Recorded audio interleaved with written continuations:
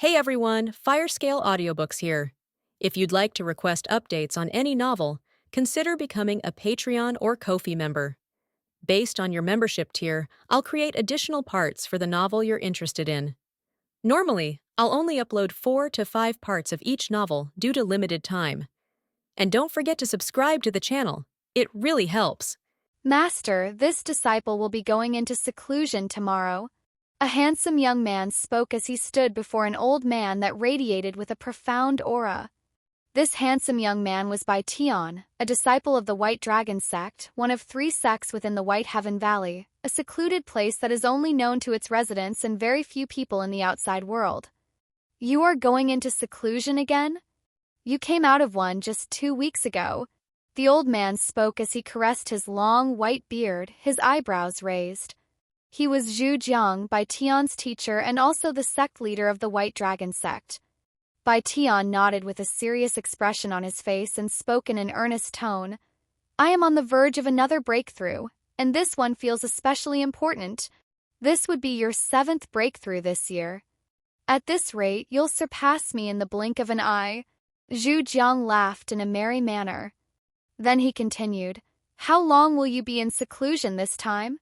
I'm not too sure, but this one might take a little longer than usual, since I am going to be entering a new realm.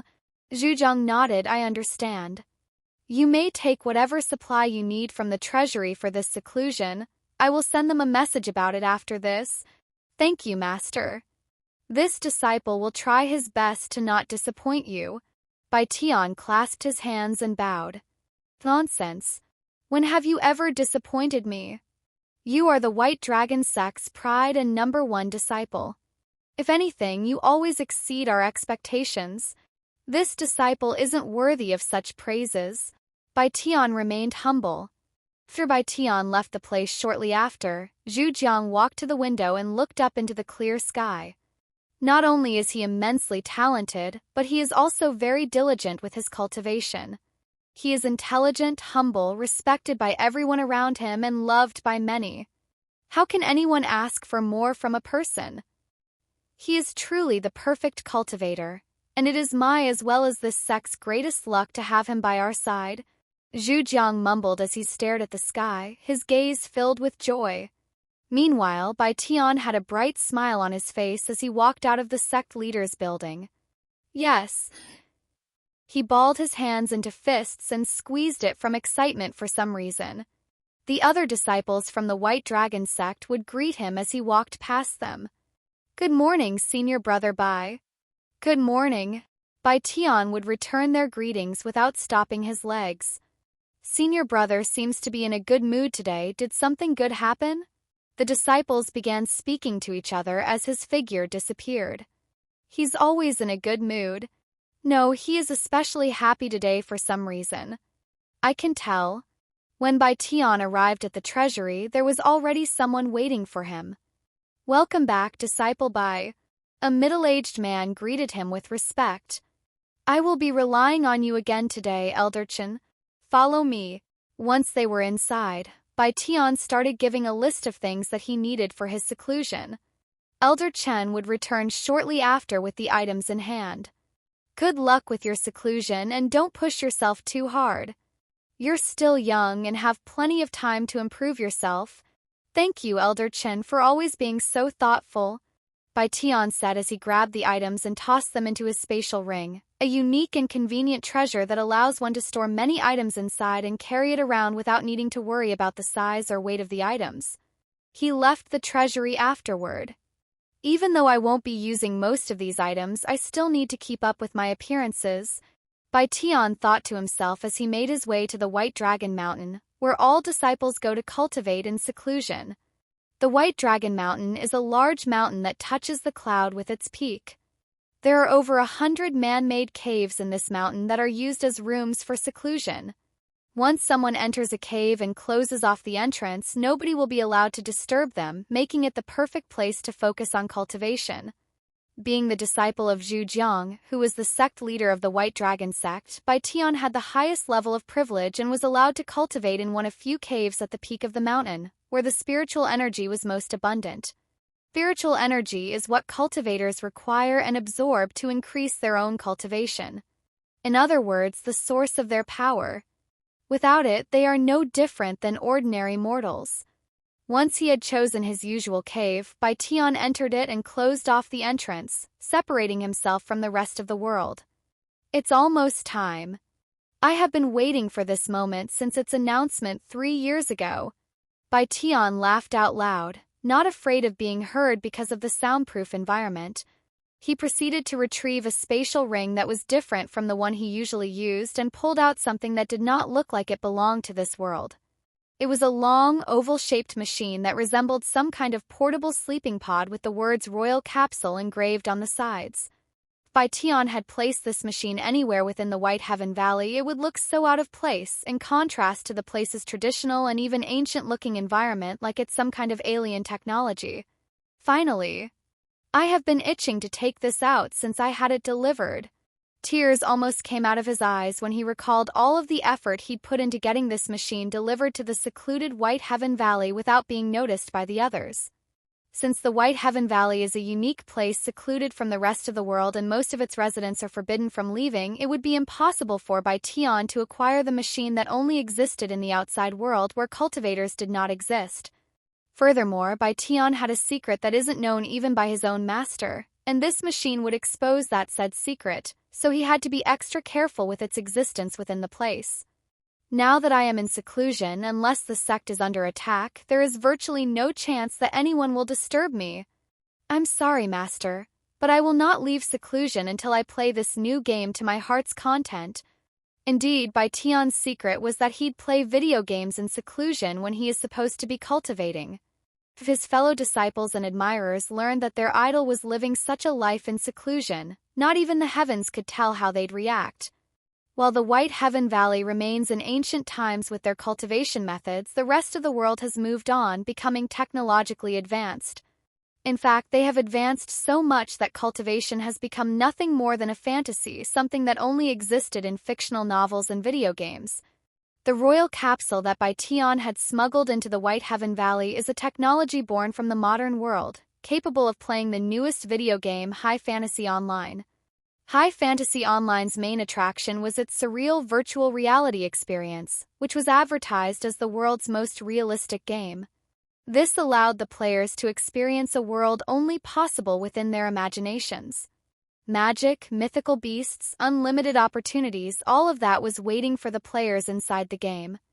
Bai Tian had only discovered the existence of video games 4 years ago by chance, and he hasn't been able to stop playing them since then.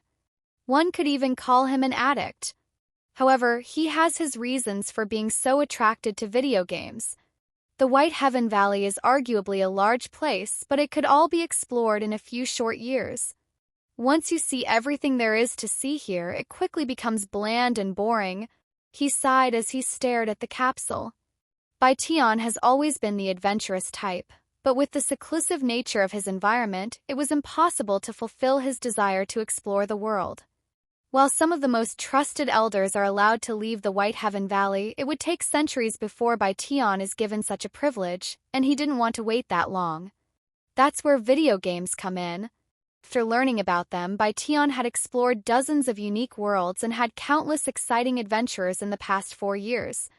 In 4 short years, I have seen and experienced more than even my master, one of the oldest and most experienced individuals in this place. Although these experiences are not real and only exist within video games, they feel real enough. I cannot wait to see what kind of things I will experience tomorrow in High Fantasy Online. Bai Tian was filled with expectations, especially with the hype surrounding the game. After making sure the entrance to the cave was properly sealed, Bai Tian opened the capsule and laid inside it. Felt like he was inside a coffin, but it was incredibly comfortable, almost as though it was made to fit his body perfectly, and he could even breathe fresh air with the lid closed. The game may not officially start until tomorrow, but I can still create my character before that. He pressed the power button and waited for the capsule to boot up.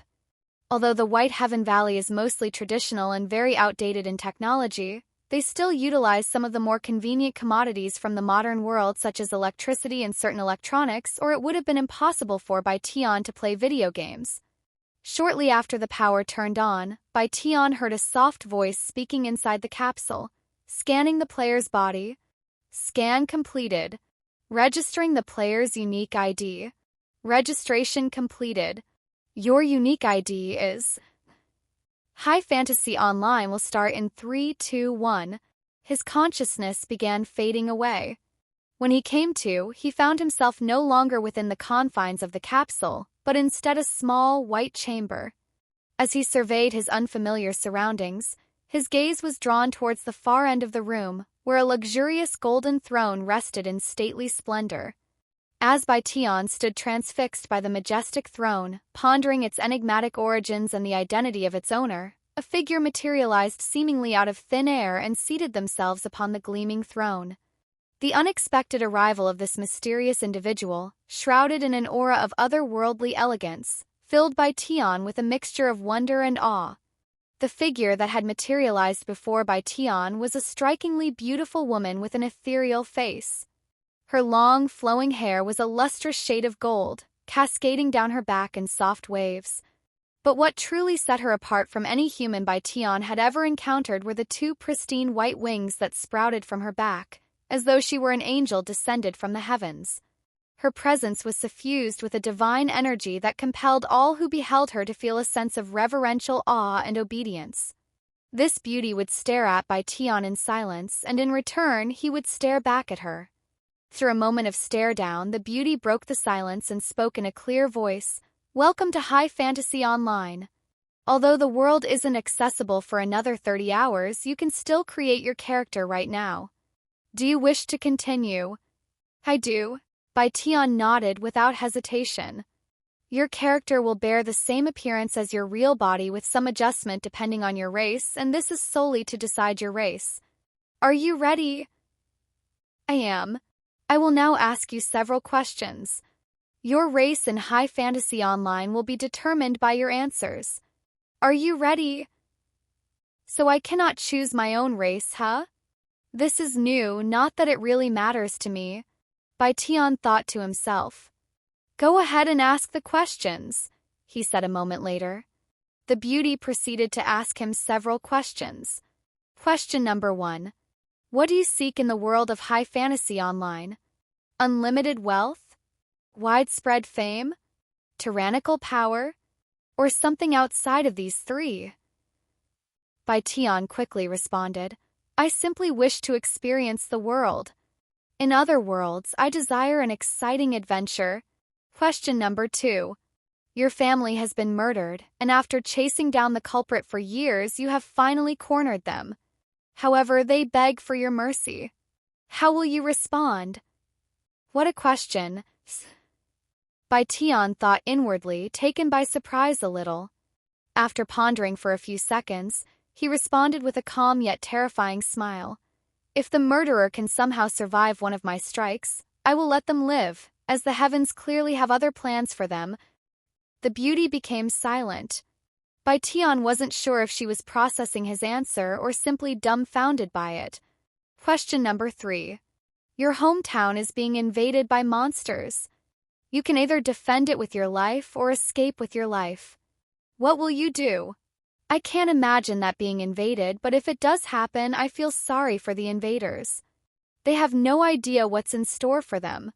Of course, I will be there to protect it. Bai Tian chuckled at the thought of being invaded. Question number 4. You are given the chance to conquer the world and all of its beings. Would you seize this chance? Conquering the world, huh? Sounds like a hassle, so I will pass. I'd rather play games all day. Question number 5. If you could have any one thing in this world, what would it be? Bai Tian pondered for a moment before responding. A place where I can play games to my heart's content without needing to worry about anything else. The beauty continued to ask him a series of questions that would expose his human nature and morals. Many questions later. Question number 13. If you could choose your race in High Fantasy Online, what would it be? Here is a list of races that are available. A list of races appeared before Bai Tian on a transparent screen. I thought I couldn't choose my own race. This made him wonder. However, Bai Tian didn't even look at it and said, "Whichever race that will allow me the most freedom and opportunities." The beauty narrowed her eyes at him, almost as though she was trying to read his mind. "Last question. What is your name?" Without hesitation, Bai Tian uttered a name that he'd been using since his very first game, Black Heaven. Ding! Another window popped up. "I have selected your race and class based on your responses," said the beauty as Bai Tian looked over the information. "Black Heaven. Level 1. Health 500. T 2000. Race human. Class martial artist/cultivator hidden. Strength 5. Agility 5. Endurance 5. Spirit 20. Resistance 5. Bai Tian was left speechless when he saw his class. "I play video games to escape the cultivation world, and you're telling me to be a cultivator here as well? Do I have no choice regarding this matter?" he asked the beauty. "Are you questioning my decision?" The beauty narrowed her eyes with an oppressive aura slowly being emitted from her body. "I'm just asking if it can be changed," he calmly shrugged. "No. Goodbye." The beauty coldly refused and immediately flicked her arm, sending Bai Tian elsewhere before he could say anything else. The next second, Bai Tian found himself in the void with a number counting down above him. 30 hours 21 minutes and 20 seconds. 30 hours until the game is available, huh? Despite having over a day left, he didn't log out and decided to wait all 30 hours. My interaction with that winged woman just now felt incredibly realistic, almost as though I was speaking to a real person. Will the other NPCs also be like that? I cannot wait to find out. An excited smile appeared on Bai Tian's face as he silently counted down every passing second. While he waited for the countdown, Bai Tian looked at his status in more detail. Health. If your health reaches 0, your character will die and you will be penalized. Chi required for certain skills. Only available to cultivators. Strength. Increases your overall strength. Agility. Increases your speed and stamina. Endurance. Increases your physical defense and health. Spirit. Increases your chi and boosts the power of certain techniques. Only available to cultivators. Resistance. Increases your magic defense and resistance to harmful ailments. Once there was only an hour left before High Fantasy Online opened its servers, a window popped up before Bai Tian. Pick your starting area. 1 Tristan Empire, Origin of Knights. 2 Valir Empire, Magic Kingdom. 3 Dao, Land of Martial Arts. 4 Calups, Kingdom of Steel. Bai Tian looked at his options with a pondering face. As a cultivator himself, it would only be logical for him to pick something that he was familiar with, but he already had enough of martial arts in the real world, so he immediately crossed out Dao, Land of Martial Arts. He wasn't much of a fan of knights either, so he ignored the Tristan Empire. Magic Kingdom or the Kingdom of Steel? He was intrigued by the Kingdom of Steel, but he was also interested in this world's magic as someone who played mostly magic classes in previous games. In the end, he picked the Kingdom of Steel as his starting area because of his adventurous nature. Calups, Kingdom of Steel has been selected as the starting area. 1x Beginner's Gift Box has been sent to your inventory. Inventory? Bai Tian mumbled. A small window with 28 slots appeared before him. One of these slots were occupied while the rest were empty. He then tapped on the occupied slot with his finger. You have selected Beginner's Gift Box. Do you wish to consume it? Yes. You open Beginner's Gift Box. Apprentice Martial Artist's Robe has been sent to your inventory. Wooden Sword has been sent to your inventory. 5x Small Health Potion has been sent to your inventory. 2x Small Chi Potion has been sent to your inventory. After receiving several items, Bai Tian immediately replaced his current plain clothes with the Apprentice Martial Artist's Robe that granted him no bonuses. Wooden Sword. Grade Common. Durability 100-100. Weapon Attack 10. Description: a sword carved from ordinary wood. Perfect for apprentice martial artists. At least I have a weapon. He checked out the potions next. Small health potion. Restores 250 health over 5 seconds, 30 seconds cooldown. Small chi potion. Restores 1000 chi over 5 seconds, 30 seconds cooldown. Before he was aware, there was only a minute left before the game officially opened. When there was only 10 seconds left, a voice resounded. You will be teleported in 10 9 3, 2, 1. Bai Tian's vision blurred for a second. When it cleared up, he found himself in the middle of a bustling city. There were several other players that had been teleported to the same place as him, but they quickly took off without saying anything to each other. Bai Tian didn't linger for too long either, but he still took a moment to admire his surroundings. Since he has played other virtual reality games, he wasn't too unfamiliar with his environment. While the other players rushed to gain an advantage over each other, a common sight in new games, Bai Tian took his time to explore the streets. Unlike the others, he wasn't worried about lagging behind. Map. He opened the map to see how vast this world was, but there was very limited information, and the only thing he could see was his current location. Human continent, Collapse, Red Iron City. Human continent, huh? What a straightforward name. There was also a visual map of the city that showed all of the stores and special areas available. Through memorizing the entire map, Bai Tian started making his way towards the training grounds, where people can go to practice their skills against dummies. Sometime later, he arrived at a spacious open field. There were already people training with dummies there, but none of them looked like players. A bulky middle-aged man approached Bai Tian after noticing his desire to train on the training ground. What level are you, kiddo? The man asked him. Level 1. A newbie, huh? Alright, you can use this place for free for a week. Try not to bother the others or I will have to kick you out. Oh, you are also limited to the straw dummies. Thanks. Bai Tian gave him a slight bow, but the man didn't understand the gesture and ignored it.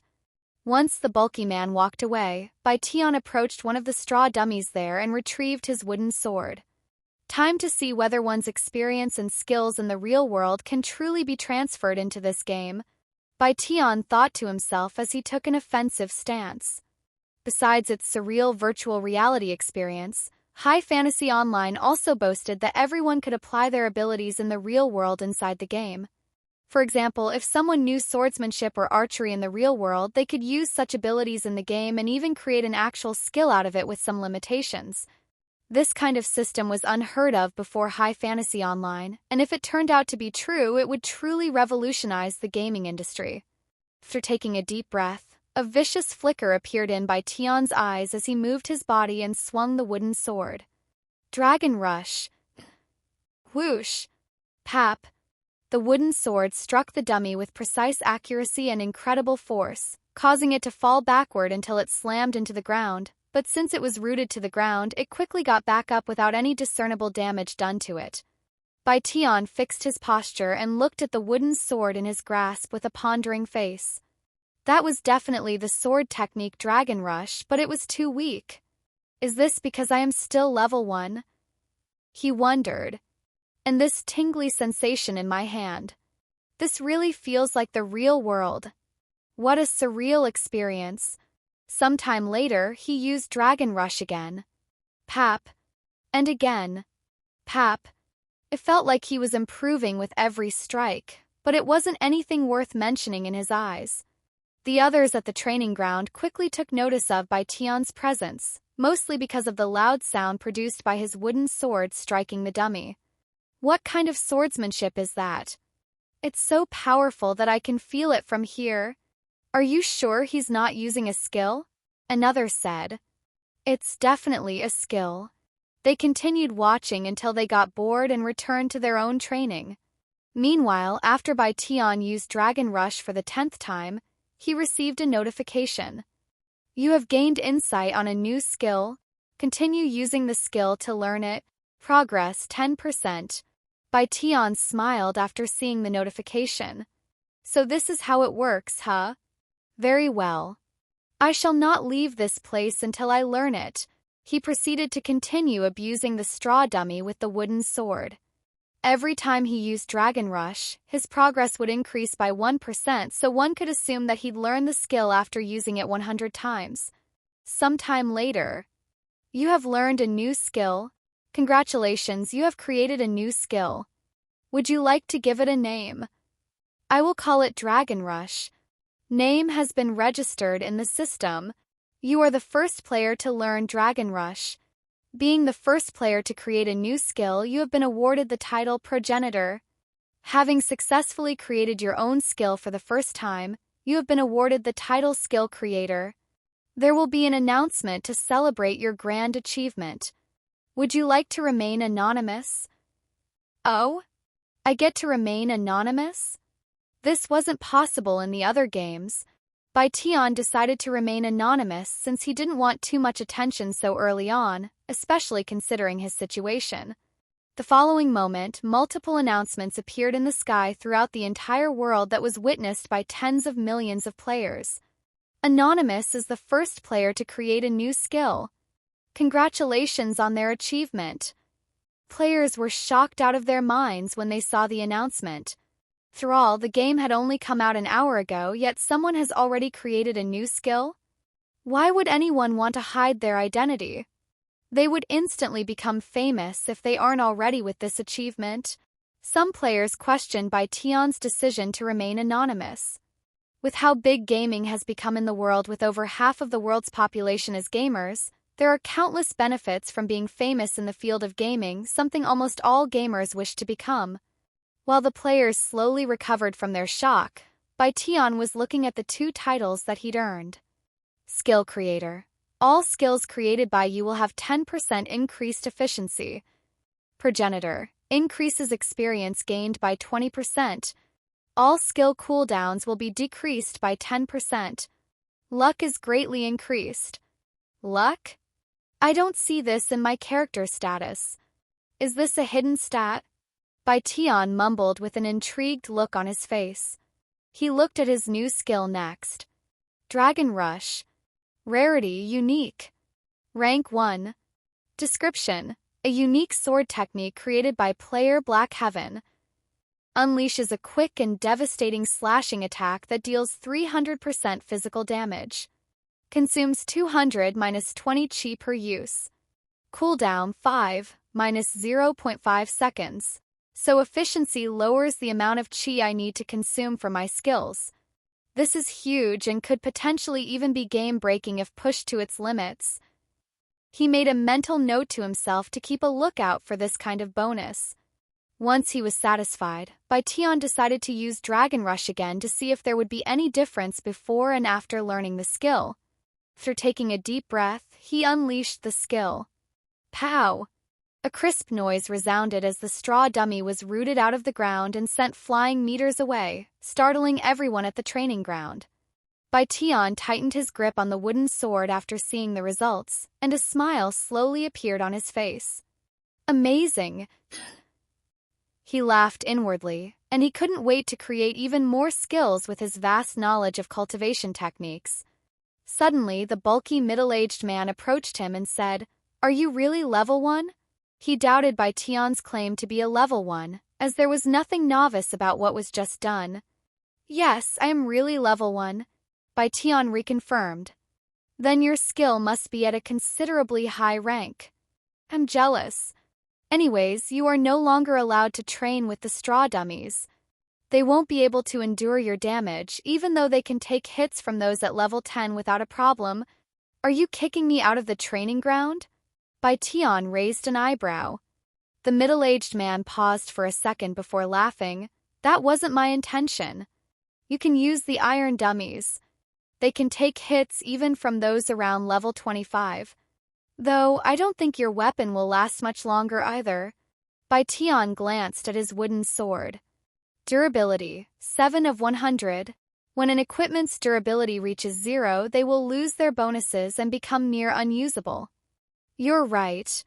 It will last a few more hits at most. Bai Tian sighed. Do you not have another weapon? That wooden sword is only useful for training on dummies. He shook his head. Nope. The bulky man immediately began pondering. Since you seem to have a lot of potential, this senior will give you some assistance. The bulky man then retrieved a letter from his pocket and offered it to Bai Tian. What's this? Bai Tian asked as he accepted it. A letter of recommendation. Take this letter to Master Vulcan, who is working at Crimson Smithy as a master blacksmith. If he's in a good mood, you'll be able to get a new weapon for free. Really? Thank you, I'm Jason. Nice to meet you. You can call me Black Heaven. Black Heaven? What a weird name. Jason chuckled. Anyways, the Crimson Smithy is 6 blocks in that direction. Once you see a restaurant with a big red door, take a right turn and walk 2 more blocks. After thanking Jason again, Bai Tian made his way to the Crimson Smithy with the letter of recommendation in his inventory, feeling like he was doing a mini quest. A few minutes later, as he approached the Crimson Smithy, the sound of clanging metal rang in his ear, growing louder with each step. The building is a single-story rectangular structure made purely out of metal. Bai Tian stood outside for several minutes to admire the building. Once he was satisfied, he opened the metal door that creaked as he pushed it wide open. Upon stepping foot inside the building, Bai Tian could immediately feel the temperature soaring. Though it wasn't to the point where it would make him sweat. Welcome to the Crimson Smithy. A young voice resounded. Bai Tian looked at the counter, where a young man with short brown hair and a red bandana around his head was smiling back. After being greeted by the young man, Bai Tian walked straight to the counter, dismissing the glinting weapons and gleaming armor lining the shelves beside him. Hello, can you help me out with this? He retrieved the letter of recommendation he received from Jason and placed it on the counter. The young man looked at the letter with raised eyebrows. After staring at it for a good second, he picked it up and unsealed it with a small silver knife. Oh, this is meant for Master Vulcan. Unfortunately, he's a little busy at this moment. Can you wait a bit? He should be finishing up with his business by now. Understand. Bai Tian turned to look at the equipment on the shelves. Since he had spare time, he might as well look around. When he focused on one of the equipment, a piece of silver armor, a window with its information would pop up above it. Silver plate body. Grade uncommon. Durability 100-100. Physical defense 40. Description: crafted by an apprentice blacksmith using common silver. He shifted his glance to the silver shoes beside it. Silver boots. Grade uncommon. Durability 100-100. Physical defense 15. Description: crafted by an apprentice blacksmith using common silver. After inspecting several more items, all crafted by an apprentice blacksmith, Bai Tian turned to look at the counter, where a bulky man just walked out of the large metal door in the back. This man had a short stature with a stocky and bulky build. He was wearing a black bandana just like the young man, but it covered his entire head and even his eyebrows. Robin, what the heck do you want? The bulky man said in an annoyed tone. Ah, Master Vulcan. Here, this is for you. It came with that customer over there, Robin said while his eyes were pointed at Bai Tian. Master Vulcan glanced at Bai Tian with a cold gaze before snatching the letter out of Robin's grasp. Master Vulcan sneered in a displeased manner a moment after reading the letter, before crumbling it up and tossing it behind him like trash. He turned to look at Bai Tian again and said, Take whatever you want from this room and quickly scramble out of here. It'll be free of charge, and you are limited to one. Bai Tian swept the store with a nonchalant expression on his face, and without saying anything, he approached a medium-sized sword that was hanging on the wall. Silver sword. Grade uncommon. Durability 100-100. Weapon attack 45. Description: crafted by an apprentice blacksmith using common silver. Do you mind if I give it a feel first? He looked at Master Vulcan and waited for an answer. Do as you please, but if you break it, you won't get another one. If a sword breaks that easily, it shouldn't be called one. He showed a slight smile as he grabbed the sword handle. The moment Bai Tian and the sword physically connected, the atmosphere around him changed. Master Vulcan's keen observation skills did not fail to notice this phenomenon, and his eyes narrowed with a mix of curiosity and interest. As soon as Bai Tian had some space in front of him, with a graceful fluidity that spoke of years of dedicated practice, he began moving the sword through the air with a profound and captivating elegance. Every motion was imbued with a sense of purpose and precision, as if he were engaged in a meaningful conversation with the blade that was trembling in excitement. The way he wielded the sword was as if it were an extension of his own body, and the way he moved was almost like a dance, with a rhythm and flow that was both powerful and elegant. Two watching from behind the counter were transfixed by the profound display of skill and mastery before them. In other words, they were completely speechless. Bai Tian's sword dance eventually came to an end. "This sword is good enough. I will take it," he said with a somewhat satisfied look on his face. He faced Master Vulcan and bowed with his hands clasped. "Thank you for this gift. I will treasure it." Just as Bai Tian turned around and prepared to leave the store, Master Vulcan shouted in a hasty voice, "Wait a minute!"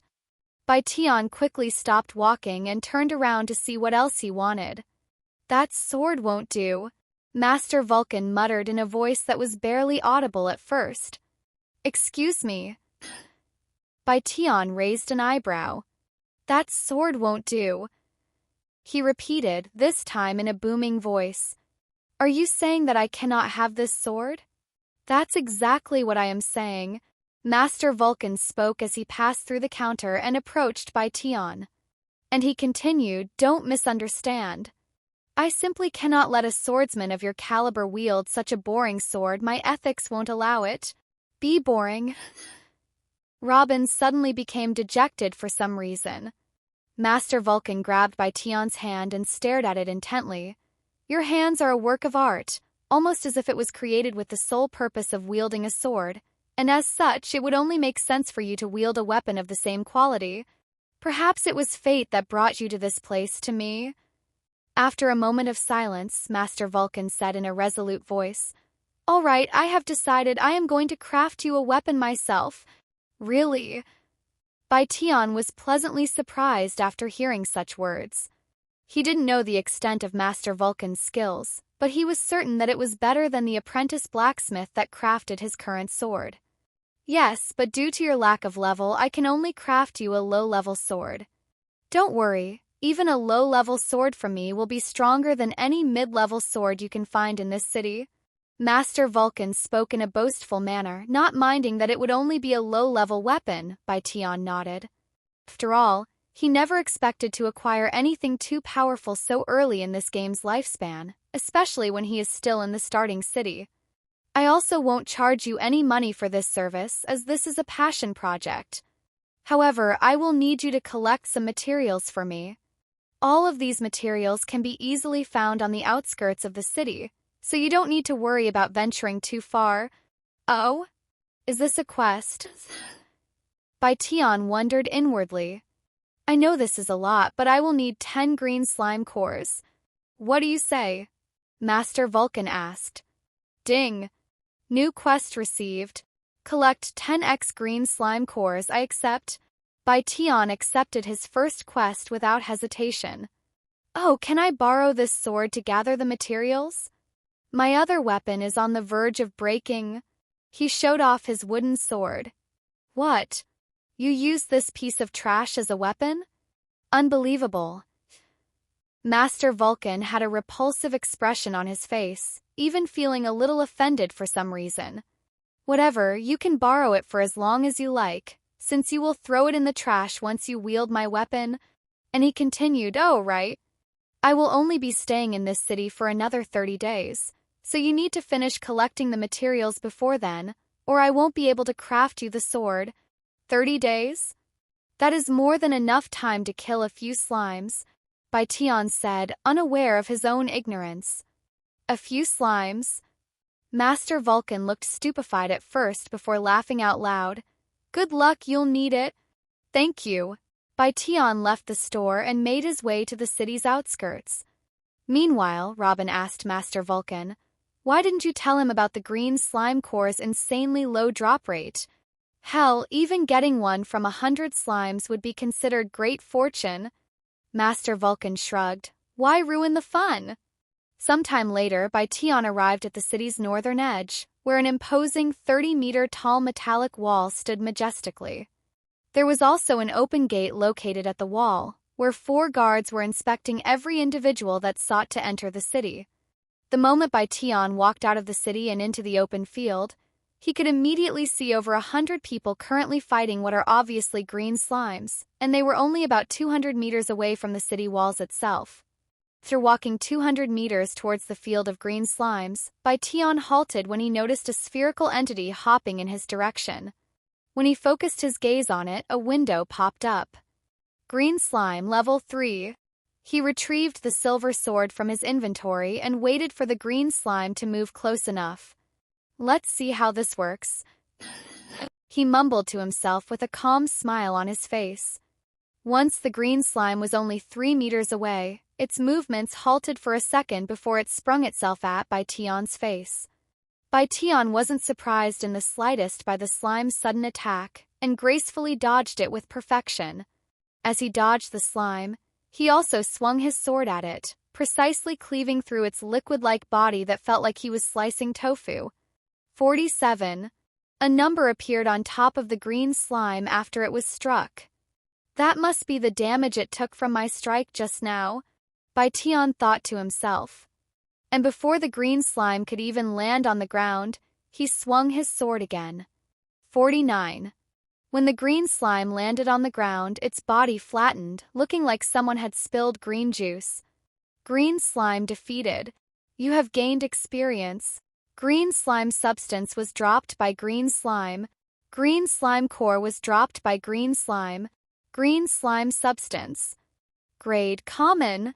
Description: a slimy substance left behind by green slimes. Green slime core. Grade rare. Description: rarely dropped by green slimes. 1 down, 9 to go. Bai Tian picked up the marble-shaped slime core and tossed it into his inventory, thinking nothing of it. He also picked up the slime substance since he still had plenty of room left in his inventory. After that, he went to hunt more green slimes. Several minutes later. Green slime defeated. You have gained experience. Green slime substance was dropped by green slime. Green slime core was dropped by green slime.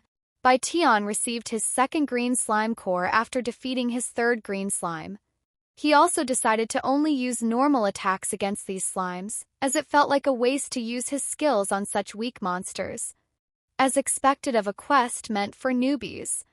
This is too easy, he mumbled, unaware of his insane luck with the drop rates.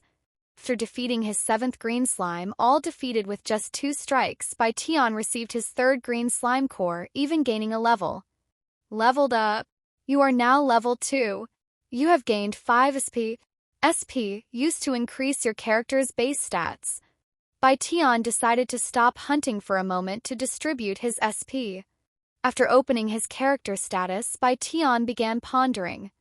Since spirit is basically spiritual energy, then it would only make sense to prioritize this stat as a cultivator. Without hesitation, Bai Tian used 3 SP to increase his spirit. Then, he increased his strength and agility by 1 point. In his mind, endurance and resistance could be neglected as long as he doesn't get hit at all, and if he really needed them, he could rely on his equipment. After distributing his SP, Bai Tian returned to hunting green slimes. After leveling up and increasing his stats, Bai Tian noticed a slight increase in his damage with the sword. The difference could be ignored, being only around 2 to 4 damage higher, but it was still pretty good for a single point of investment into strength. Several minutes later, once Bai Tian killed his 25th green slime, a notification appeared before him. You have acquired enough information on green slime. Now when he looked at a green slime, he could see more than just its name and level. Green slime level 2, health 60, mana 0. Possible drops: green slime substance 100%, green slime core 0.5%. Bai Tian stared at the drops with slightly widened eyes, and he almost couldn't believe what he was seeing. Green slime core only has a 0.5% drop rate? I already got 4 after killing just 25 of them. He wondered if he was blessed with insane luck today, or if it was due to his title progenitor, which greatly increased his luck. However, he doubted that a mere title could increase his luck so exponentially, as that would be incredibly broken, so he believed that he was just really lucky today. This must be what they call newbie's luck, he mumbled to himself. A few more green slimes later, he leveled up to 3, and once again he placed 3 points into spirit and 1 in each strength and agility. Bai Tian returned to hunting shortly after. However, his peaceful hunting session would soon be disturbed. As Bai Tian found another target and approached it, he sensed something flying towards his direction from the right side, halting his steps. The following second, a ball of fire appeared and struck the green slime before him, killing it with a single hit. Bai Tian turned to look at the direction the fireball came from to see a young man and young woman not far away, and they were smiling at him, their eyes filled with mockery. Didn't take a second for him to realize that he'd just experienced kill-stealing, KS for short, where others would purposefully steal others' prey. This kind of situation was very common in the world of video games, especially in a VRMMORPG like High Fantasy Online. Bai Tian wasn't new when it came to being KS'd. Although the concept baffled him when he was still brand new to gaming, he has gotten used to it since then, perhaps even comfortable. After taking a deep breath, Bai Tian ignored the couple and went to another area. However, when he noticed the couple following him, he stopped walking and turned to face them. "Are you sure you want to play this game with me?" he asked them in a calm voice. "Game? What are you talking about, you shitty martial artist?" The young man responded. "Haha, what an unlucky fellow to receive such a trash class." The young woman laughed out loud. This caused Bai Tian to raise an eyebrow. Martial artist is trash? He wondered what they were talking about and where such information came from, as it hasn't been a day since the game was released. In the end, he figured that they were just spewing bullshit to mess with him. "Darling, look at him staring at me with those drooling eyes. I am scared," the young woman suddenly said, even hiding behind the young man. "Hey, you bastard. I know my girl is beautiful, but your staring is making her uncomfortable. You better look away if you don't want to die." The young man pointed his spear at Bai Tian. "If I look away, will you stop stealing my kills?" Bai Tian asked. No, I don't feel like it." The young man laughed. "Is that so?" Bai Tian merely shook his head with a nonchalant look on his face. He then mumbled in a low voice, "It's a little early, but I guess I will test out how player versus player works in this game." "The hell are you mumbling about, huh?" the young man shouted at him. However, Bai Tian didn't bother responding, and he even started running at them at full speed. What do you think you are doing?" the young woman exclaimed. Seeing the killing intent in Bai Tian's eyes, the young man trembled in fear and subconsciously raised his spear in a defensive manner. Once he was in range, Bai Tian suddenly increased his speed again. At the same time, he propelled his sword forward, aiming the tip of the sword at his target's throat. Bai Tian's unexpected explosive speed caught the young man off guard, but even if he was focused, he wouldn't have been able to react in time. In the blink of an eye, Bai Tian's sword flew past the spear and penetrated the young man's neck, who felt as though he'd been stabbed in the throat by a rod, followed by a sharp pain. Pain went by in an instant, but it was still very shocking to feel such a real sensation inside a video game. Precise hit 99. You have inflicted grievous wound on your target. Grievous wound. All damage received through the wounded area will be multiplied by 10x. After piercing the young man's neck with his sword, Bai Tian, without hesitation, flicked his arm, severing the young man's head from his body. Critical hit 4,428. You have dealt a fatal blow. You have killed a player. Once the young man died, his body evaporated into thin air, leaving behind the spear he wielded. Bai Tian immediately looked at the young woman after killing her partner with a calm expression on his face, unfazed by the terrified look on her face. Please. Spare me.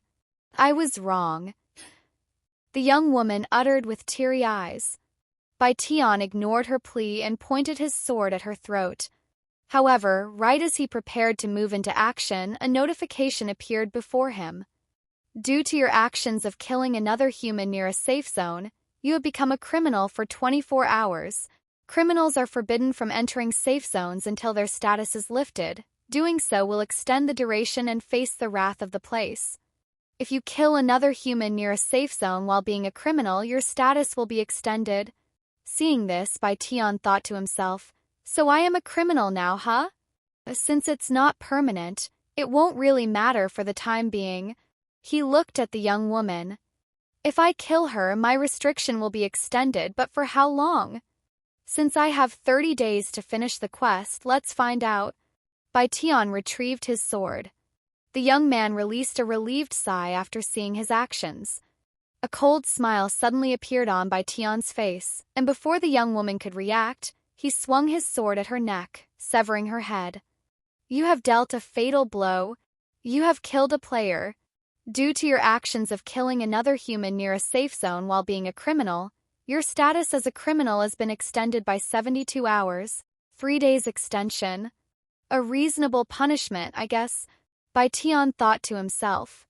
He then went to pick up the spear left behind by the young man and the wooden wand left behind by the young woman before tossing them into his inventory. Meanwhile, the nearby players that have witnessed Bai Tian's cruel actions quickly distanced themselves from him in fear of being attacked, leaving him a larger area to hunt green slimes. Bai Tian merely smiled at their reaction before going back to hunting green slimes, acting as though nothing noteworthy had happened. After spending about 2 hours at the green slime hunting ground, Bai Tian acquired the last of 10 green slime cores, finishing his quest. If Master Vulcan knew how quickly it took him to finish the quest, he would surely be shocked to the core. However, Bai Tian had 4 more days before he could return to the city. What should I do for the next 4 days? He wondered to himself. He just reached level 4, and the green slime hunting ground had gotten even more crowded. Since he finished his quest and the green slimes are barely worth hunting, there was no point in staying there anymore. After giving some thoughts to it, he decided to go further out and away from the city to fight stronger monsters. He looked at his silver sword. Durability, 96 out of 100. Considering that the wooden sword was on the verge of breaking after 100 or so swings, this is pretty good. Though I haven't used any skills which might consume the durability quicker, Bai Tian began making his way towards the forested area in the distance. Meanwhile, the couple that had been killed by Bai Tian left the game to do something else while they waited for their 24-hour countdown, which happens when a player dies, meaning they won't be able to play until the cooldown is finished. After walking for about an hour when Bai Tian was 3 miles away from the city, he encountered a new type of monster, a pig with blue skin, and there was even a dull horn at the center of its forehead. Horned blue pig of 7. When the horned blue pig saw Bai Tian, it started kicking its back feet, preparing to charge. Seeing this, Bai Tian stood still and beckoned the pig. The pig propelled its large body forward the following moment. Once it was in front of him, Bai Tian maneuvered his legs in a majestic manner, gracefully dodging the pig. After dodging it, he beckoned it again for some reason. Pig seemed to be irritated by Bai Tian's provocation and rushed at him again. Bai Tian responded with more graceful leg movements. 2 of them would continue this routine for many minutes until Bai Tian received a notification. You have gained insight on a new skill. Continue using it to learn the skill. Progress 10%. Bai Tian smiled upon seeing this notification, and he proceeded to use the horned blue pig as a progression farmer for his new skill. Pig would keep on charging at him until it ran out of stamina 10 minutes later. At this point, Bai Tian swung his sword at its neck. You have dealt a fatal blow. Horned blue pig defeated. You have gained experience. Blue pig skin was dropped by horned blue pig. Uncooked bacon was dropped by horned blue pig. Blue pig skin. Grade common. Description: used to create affordable natural blue leather. Uncooked bacon. Grade common. Description: everyone likes bacon. After picking up the items, Bai Tian went to look for another pig to further progress his new skill. Several hours later. You have learned a new skill. Congratulations, you have created a new skill. Would you like to give it a name? White Ghost's Maneuver. Name has been registered in the system. You are the first player to learn White Ghost's Maneuver. White Ghost's Maneuver. Rarity Unique. Rank 1. Description: a unique movement technique created by player Black Heaven. Traverse the world as a ghost. Your movements will be undetectable and soundless. Consumes 20 chi per step. Thanks. Bai Tian mumbled as he killed the horned blue pig with one strike to the head. Horned blue pig defeated. You have gained experience. Blue pig skin was dropped by horned blue pig. Uncooked bacon was dropped by horned blue pig. Leveled up. You are now level 7. You have gained 5 SP after killing so many horned blue pigs. Bai Tian figured out a few things about the combat system. When he strikes a critical area such as the head or heart, it will be a fatal blow, instantly killing his target. When he strikes a weak spot such as their knees or whatever is considered their weak spot, it will be counted as a precise hit, doubling the damage. A critical hit can only be inflicted when hitting an area that is already wounded, and it has the highest damage modifiers thus far. What a profound system. It's unlike any game I've played before. Heaven bless the creators. Bai Tian praised whoever created this wonderful game. When he encountered the next pig, Bai Tian approached it using White Ghost's Maneuver. Pig was completely oblivious to his presence even though he was walking right behind it, and this would continue for the next minute. Once he was satisfied, Bai Tian ended the oblivious pig's life with a single strike to the head. A few more pigs later.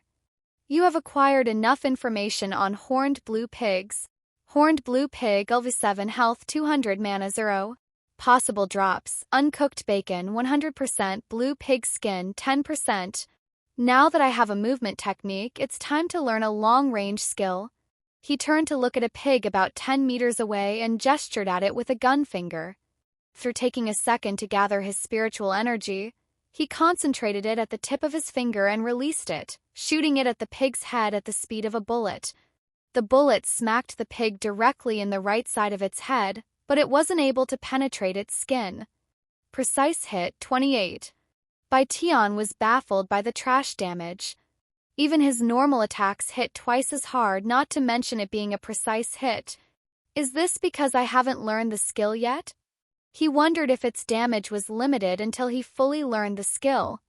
Since he had no way to find out until he actually learned the skill, he started spamming it at the pig until it died a slow and painful death.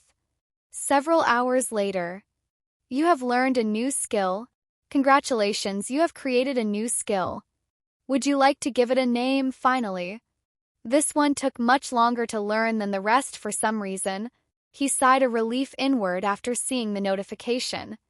I will name this skill Chi Bullet. Name has been registered in the system. You are the first player to learn Chi Bullet. Congratulations, your title Skill Creator has been upgraded to Experienced Skill Creator. Experienced Skill Creator. All skills created by you will have 20% increased efficiency.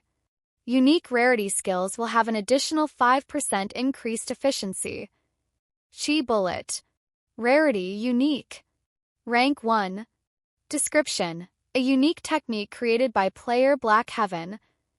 Concentrate your inner strength and release it, piercing everything in your path. Consume as much chi as you are willing to put into it. Limit: 500. Every 1 chi consumed will deal 1 damage.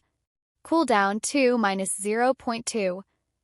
Bai Tian was satisfied by the description of his new skill, as it has massive damage potential as long as he increases the limit and his total chi. Now the question is, how do I increase my skills rank? Do I just keep using it, or do I need a special item? Since there was only one way to find out if he could rank up a skill by using it repeatedly, he immediately went to look for more horned blue pigs to experiment on. Through their 24-hour death countdown finally finished, the couple killed Bai Tian respawned in Red Iron City. Once they were together again, they grouped up with several more people shortly after. Thank you all for coming here, I owe you guys, the young man said to the group. Anything for you, bro. Alright, let's get this bastard that killed you too.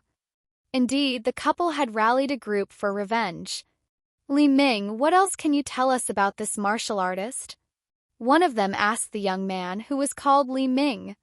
His girlfriend, Ai Ling, then said, "That bastard wielded a silver sword. Not sure how he got it so quickly since their class doesn't receive any weapons from their beginner's gift box. He probably got lucky and found a random treasure chest somewhere. Once we kill him, it'll be ours." When a player dies near a safe zone, their equipped weapon drops, as well as one level. This penalty could increase or decrease depending on the situation and environment. Fuck. 'Cause of him, I lost my starting weapon, a level, and 2 hours of progress. I won't be satisfied until I make him level 1 again. Li Ming gritted his teeth in anger. They began marching back to the slime hunting ground shortly after. When they arrived and couldn't find Bai Tian, they started asking the people around for information. "Have you seen a martial artist wielding a silver sword here?" "Sorry, I just got here." "Nope." Eventually, they found someone who witnessed the fight yesterday and stayed long enough to see Bai Tian leave the hunting ground. "Yeah, he walked that way above 2 to 3 hours after the fight." With this new information, Li Ming and his group followed Bai Tian's footsteps. A few hours before the couple resurrected, Bai Tian stopped hunting horned blue pigs for another experiment. Since Chi Bullet needed to consume Chi and he had very limited Chi, it didn't take long for him to run out, especially with Chi Bullet's low cooldown of 2 seconds. This made Bai Tian wonder if he could restore his Chi without consuming a potion. After all, as a cultivator in the real world, whenever he ran out of spiritual energy, he simply needed to cultivate and absorb the essence of the world. Since I can use Dragon Rush and Chi Bullet, I should also be able to use my cultivation technique here. However, since cultivation requires a clear mind and intense focus, he needed a quiet place where nobody could bother him. Thus, he decided to leave the horned blue pig's hunting ground and traveled further away from the city, where players are less likely to traverse at this moment. About 3 hours later, Bai Tian found this random cave in the middle of the forest. However, this cave wasn't empty, as there was a monster guarding the entrance. Red Grizzly Bear, level 21. Level 21. That's 12 whole levels above me. Even though he was only level 9 at this moment, 12 whole levels under the monster, the thought of walking away never occurred in Bai Tian's mind. In fact, he was already thinking about how to defeat it. Sometime later, once the bear sat down to rest in front of the cave, Bai Tian pointed at it with his finger. A second later, he unleashed a flying Chi bullet that struck the bear directly in the face. Precise hit 1000. Bai Tian immediately used White Ghost's maneuver to change his position. The bear was puzzled when it saw nothing at the direction the attack came from, and before it could do anything else, it was struck by another Chi bullet. Precise hit 1000. The bear turned to the source, but once again there was nobody there. Then another attack came from behind it. Precise hit 1000. The bear immediately turned again, but alas, it was empty. Feeling as though it was being hit by a ghost, the bear released an angry roar that shook the trees in the surroundings. Precise hit 1000. The bear started running at the direction it was struck from, regardless if it could see anybody or not, and it began a relentless rampage on the environment, almost as though it was fighting an invisible enemy. However, that did not stop the invisible attacks from coming. Precise hit 1000. Precise hit 1000. Precise hit 1000. A few more minutes later, the red grizzly bear fell on its knees, not because it was on the verge of death, but because it was tired of everything and just wanted it to end. A figure suddenly appeared behind the bear, and with one swift motion, pierced its heart with a silver sword. Bai Tian could see tears appearing at the edge of the bear's eyes as it closed them and collapsed on the ground. The bear felt relieved that the nightmare had finally come to an end as its corpse dissipated into thin air. You have dealt a fatal blow. You have defeated Red Grizzly Bear. You have gained experience. Red Bear Fur was dropped by Red Grizzly Bear. Quality Bear Meat was dropped by Red Grizzly Bear. Bear Necklace was dropped by Red Grizzly Bear. Leveled up. You are now level 10. You have gained 5 SP. Red Bear Fur. Grade Uncommon. Description: excellent material for a fur coat. Quality bear meat. Grade uncommon. Description: juicy and tender. Bear necklace. Grade rare. Durability 200/200. Effects: all stats plus 10. Description: a necklace made from the bones of a red grizzly bear. After grabbing all of the drops, Bai Tian approached the cave. The interior of the cave was oddly bright, and he could see the end from the entrance. The end of the cave was a small, flat platform, and resting on this platform was a medium-sized wooden chest. Bai Tian looked around to make sure there were no traps before approaching the wooden box. He held the handle of his sword and gave the wooden chest a good kick just in case it was a mimic, a type of monster that disguises itself as treasure, as he had a bad first experience with them. When it had no reaction, Bai Tian finally decided to open it. You have opened a wooden treasure chest. Inside the chest were 2 items, a red bracelet and a brown sack. You found strength bracelet. You found 2 gold coins. Gold coin. Grade currency. Description: a valuable currency in the human continent. Strength bracelet. Grade rare. Durability 200/200. Effects: plus 20 strength.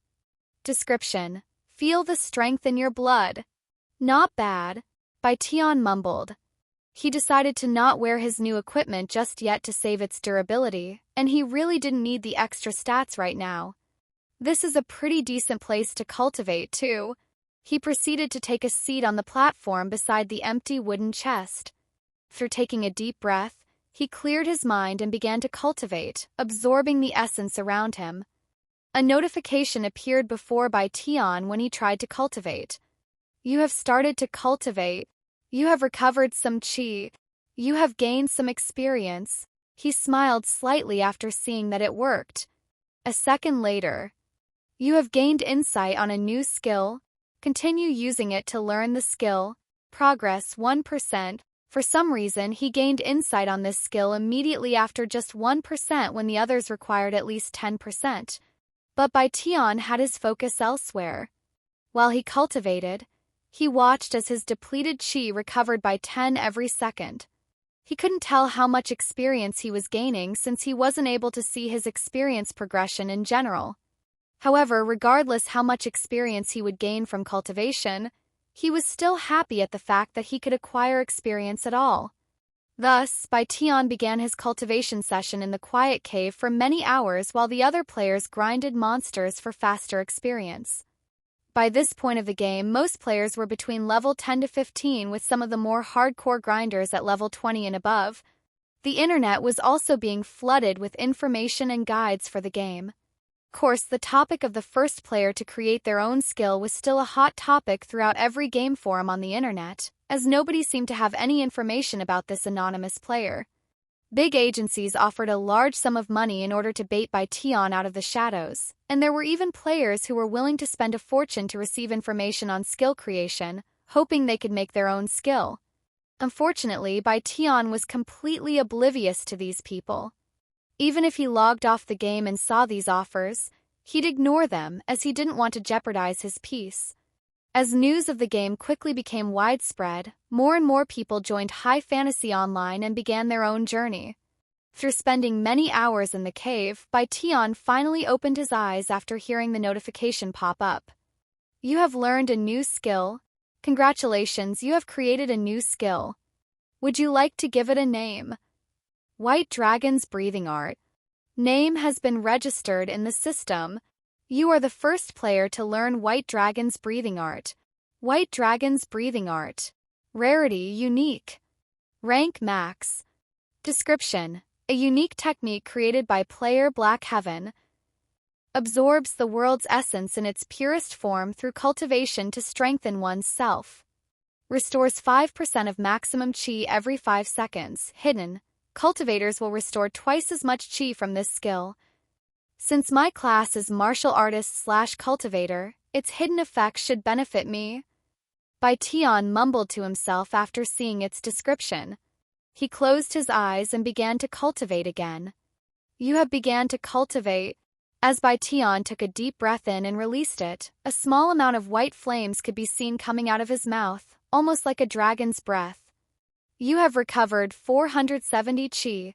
You have gained some experience. Since he had 4,700 total chi at this moment, the cultivation technique's hidden effect really worked for him. Now that he's learned his cultivation technique, Bai Tian finally came out of the cave. He stopped at the entrance and turned to look at the cave with a perplexed expression on his face, as it felt like he was leaving seclusion. He played video games to escape reality, yet here he was, doing the same thing in this game as he would in the real world. Despite that, there was something about this game that really attracted him, allowing him to look past such displeasure. Sometime later, Bai Tian returned to the horned blue pig's hunting ground to see if he could rank up his chi bullet.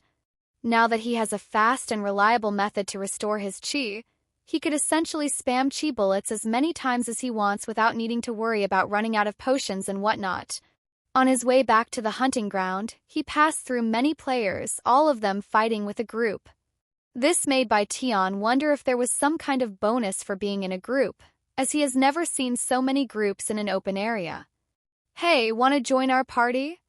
We have one more slot. A tall and skinny man wielding a round shield suddenly approached him. Sorry, but I am a little busy right now. Also, if you don't mind me asking, why does it seem like everyone is in a group? Bai Tian asked. You don't know? The man seemed genuinely surprised, as everyone should know something like that by now. There's a huge experience bonus for joining a party. Every player in a party will increase the experience gained by 5%, and with a 6-people limit, we can get a 30% bonus altogether. That's not all.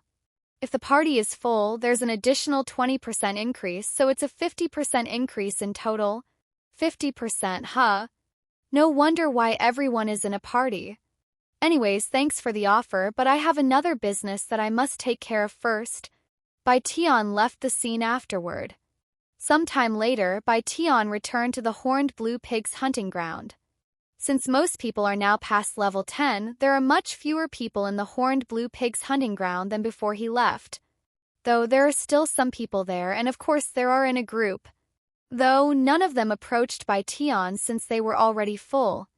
Bai Tian minded his own business and started to spam chi bullet on the pigs. Since he can see the amount of health the pigs have, he could adjust his chi bullet strength and use just enough chi to kill them without wasting even a single chi. However, about an hour into his training, Bai Tian had to stop when he noticed killing intent being directed at him from a distance. When he turned to look in that direction, he could see a group that consisted of 6 people approaching him, and he recognized 2 of them. Of course, they were the couple that he'd killed for disturbing his peace. Clearly, they didn't have any good intentions, and Bai Tian immediately knew that a peaceful confrontation with them was impossible. I am about an hour away from the city. If I kill them here, would my criminal status be extended? He wondered inwardly. Not wanting to take the chance, Bai Tian decided to run further away from the city. When they saw him, Li Ming shouted, "That bastard is running away! Get him!" They immediately chased after him. Fuck! How is that bastard running so fast? It doesn't even look like he's putting in any effort. Li Ming cursed out loud when he and his group were having trouble catching up to Bai Tian, who was speeding through the forest with light and graceful strides.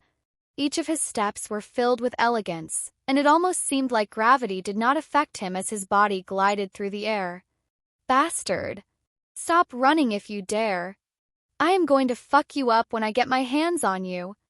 Bai Tian could hear them yelling at him from behind and smiled slightly. Little did they know, he was purposefully letting them follow him.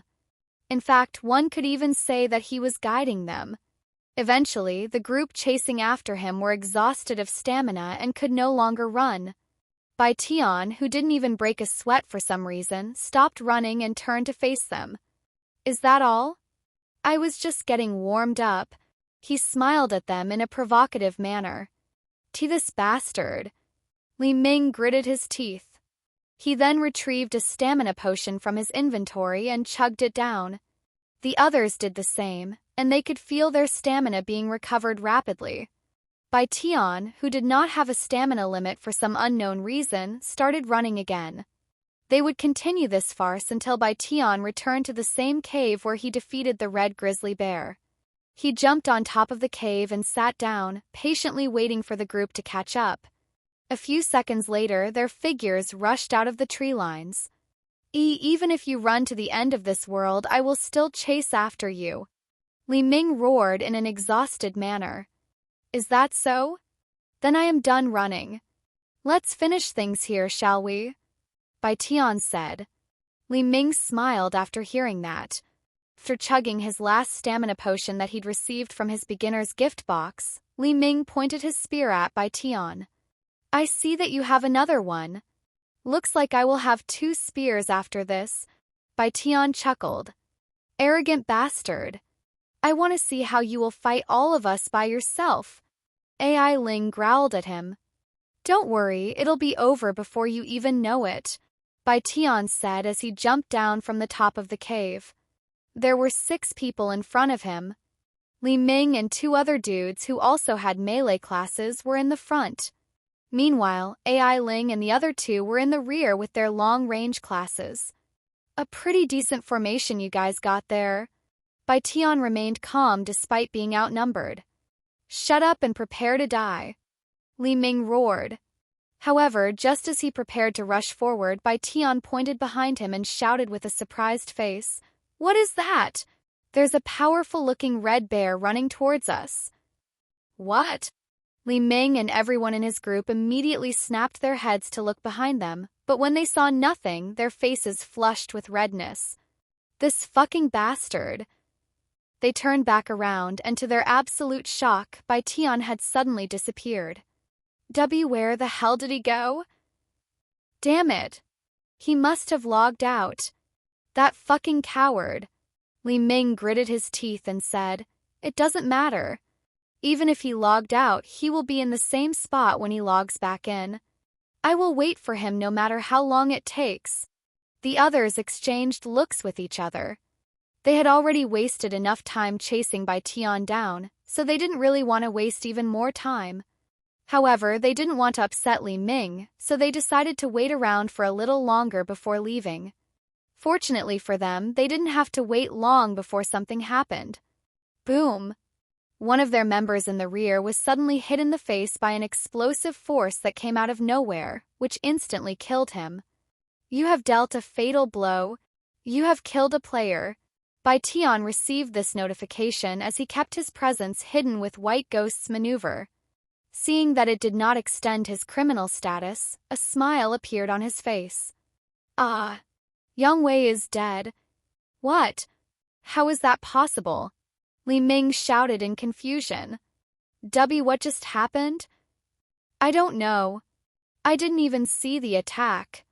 His head just exploded out of nowhere," AI Ling shouted in a terrified voice. Boom!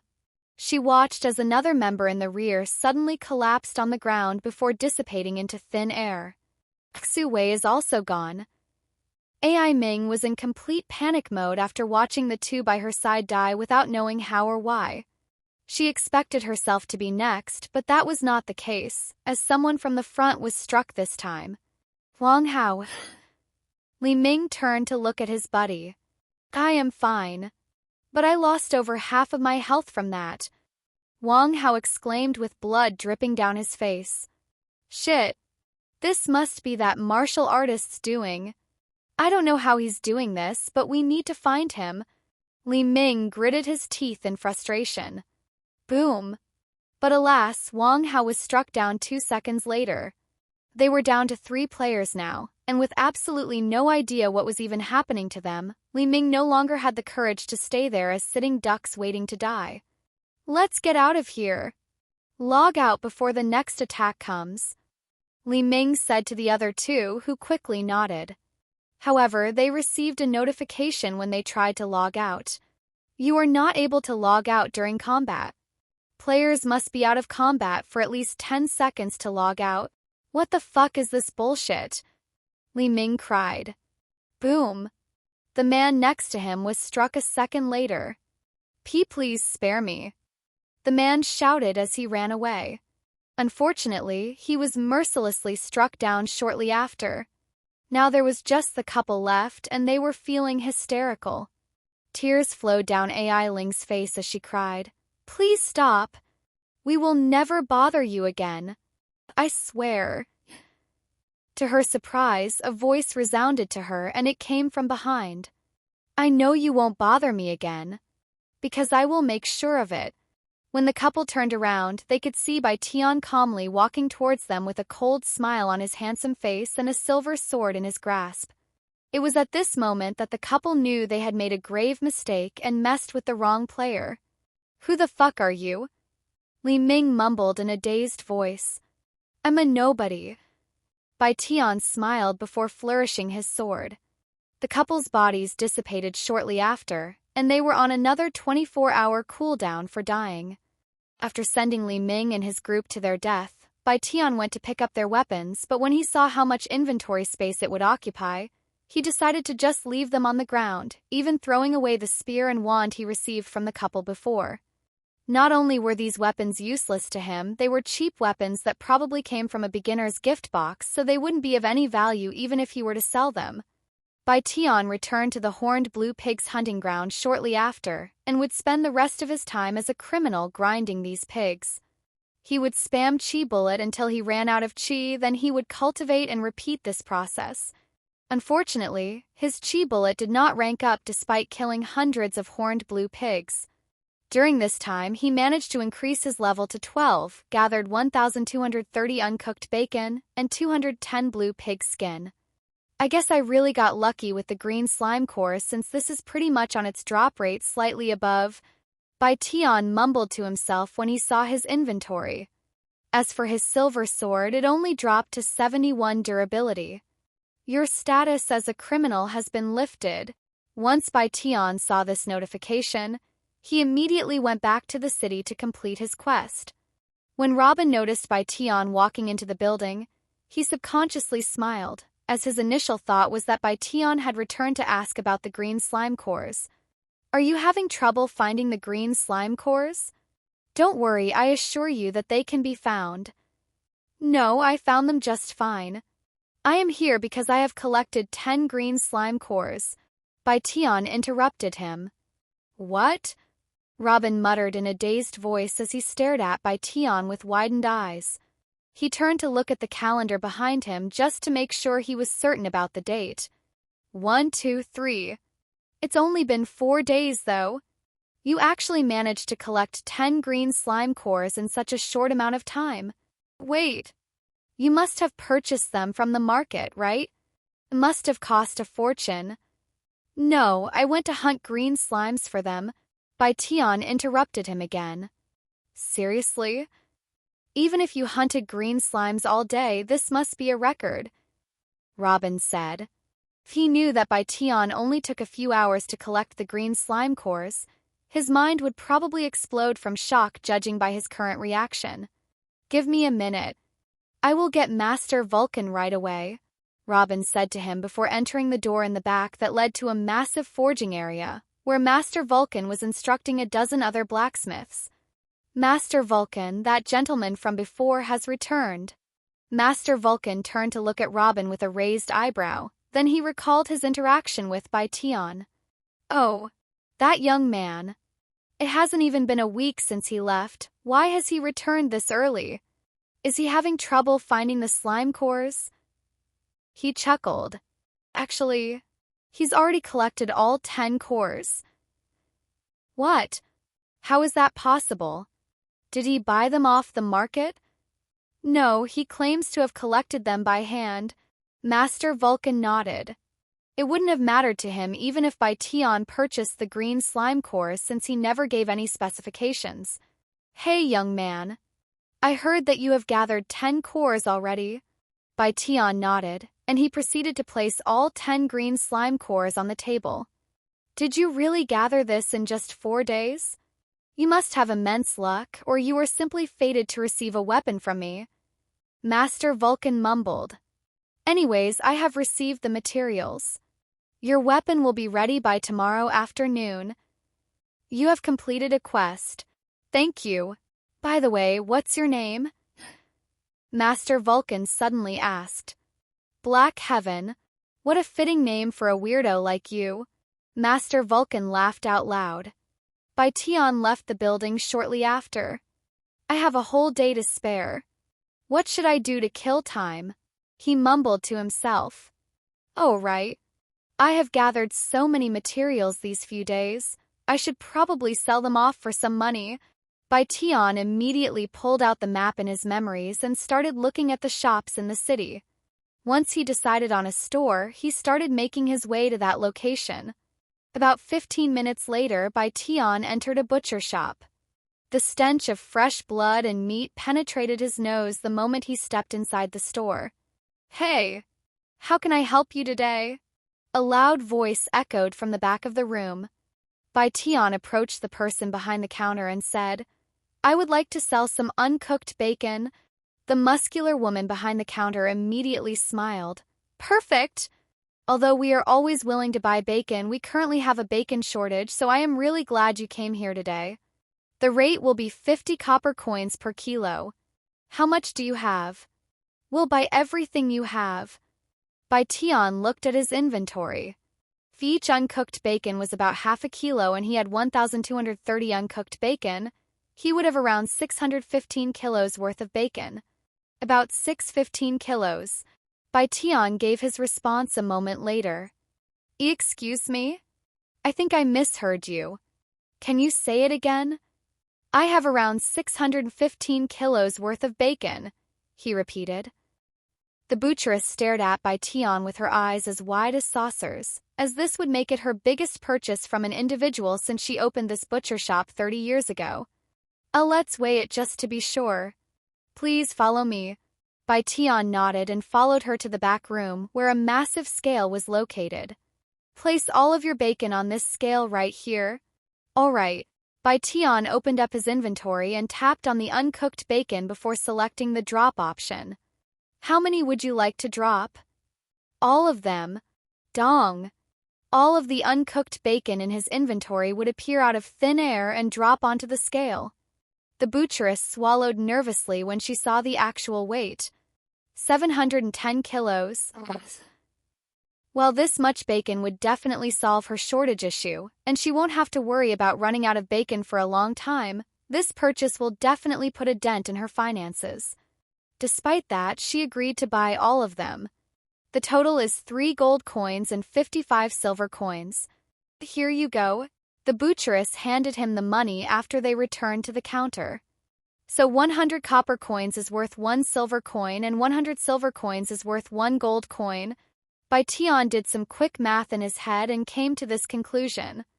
Thank you for the transaction. Bai Tian left the butcher shop shortly after and began making his way to the leather store to sell the blue pig skins next. After arriving at his next destination, Bai Tian entered the building in front of him that had many styles of clothing displayed by the window. From luxurious silk to fur skin, it seemed to be the perfect place to sell the blue pig skins. When he entered the building, he was immediately greeted by a pretty young lady wearing a black and white suit. Hello, young man. What can we do for you today? She greeted him with a bright smile. I would like to sell some blue pig skins. Certainly. Please follow me to the guest room. The young lady led him to another room. Once inside, she pointed at the long table and said, Please show us the materials. We will inspect them to determine their quality and worth. Sure. And without hesitation, Bai Tian retrieved all 210 blue pig skin and placed them on the table. The young lady's jaw dropped when she saw the sheer amount of materials on the table, as she'd expected only several materials, a dozen at most. This might take a while to inspect, she said nervously after forcefully swallowing. I have plenty of time. Bai Tian smiled. The young lady went to get the manager and several other employees shortly after. The manager, who was a short and round middle-aged man, greeted Bai Tian with a business smile. Thank you for choosing Jean's fashion. We'll do our best to serve you today. Would you like something to drink while you wait? Some tea, perhaps? I'm fine. You don't need to mind me, Bai Tian said as he sat cross-legged on the couch. He then closed his eyes and began to cultivate. People there thought his actions were weird, but they didn't say anything and focused on inspecting the materials. About 2 hours later, the manager approached Bai Tian and said, "Thank you for waiting. We have finished our inspection and determined the price. More than half of the blue pig skins are in great condition and are worth 7 silver coins each. The rest that are of lower quality are worth between 1 to 3 silver coins each. In total, we have calculated their worth to be 11 gold coins and 62 silver coins. Are you willing to sell them to us at this price?" "I am." Bai Tian calmly nodded. "Great. Please follow me to the front for your payment." Sometime later, Bai Tian left the store with the money, increasing his total wealth to 17 gold coins and 117 silver coins. After emptying most of his inventory, Bai Tian wondered what he should do with the green slime substance. "I'll just keep these for now, I guess. If I ever need space, I can just throw them away," he thought to himself. "Anyways, now that I have some money, let's do some shopping. I already have a weapon, so I should go look for some armor." However, after taking a look at the map, Bai Tian decided to wait on getting new armor and went to another place instead. Shelley's skill books. Indeed, he wanted to see what purchasing a skill would be like in this game. After entering the store that had a small interior, Bai Tian could see a beautiful woman in her mid-20s with crimson hair sitting behind the counter, and she was reading a book. She lowered her book when she heard the door open. "A martial artist, huh?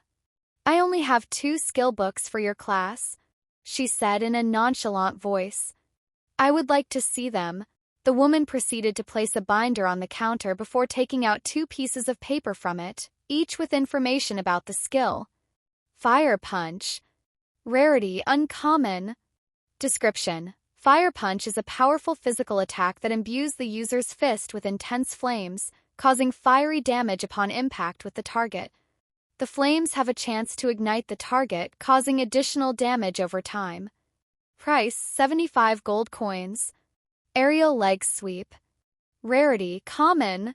Description: Aerial Leg Sweep is a swift and deadly attack that involves the user leaping into the air and sweeping their leg in a powerful arc to strike the target. This move has a good chance of knocking down enemies. Price: 20 gold coins. How does this service work? "I have never used a skill book before," Bai Tian asked. "It's quite simple. After paying for the skill book, I will hand you the item. You can then learn the skill directly from the skill book. However, you can only use a skill book once."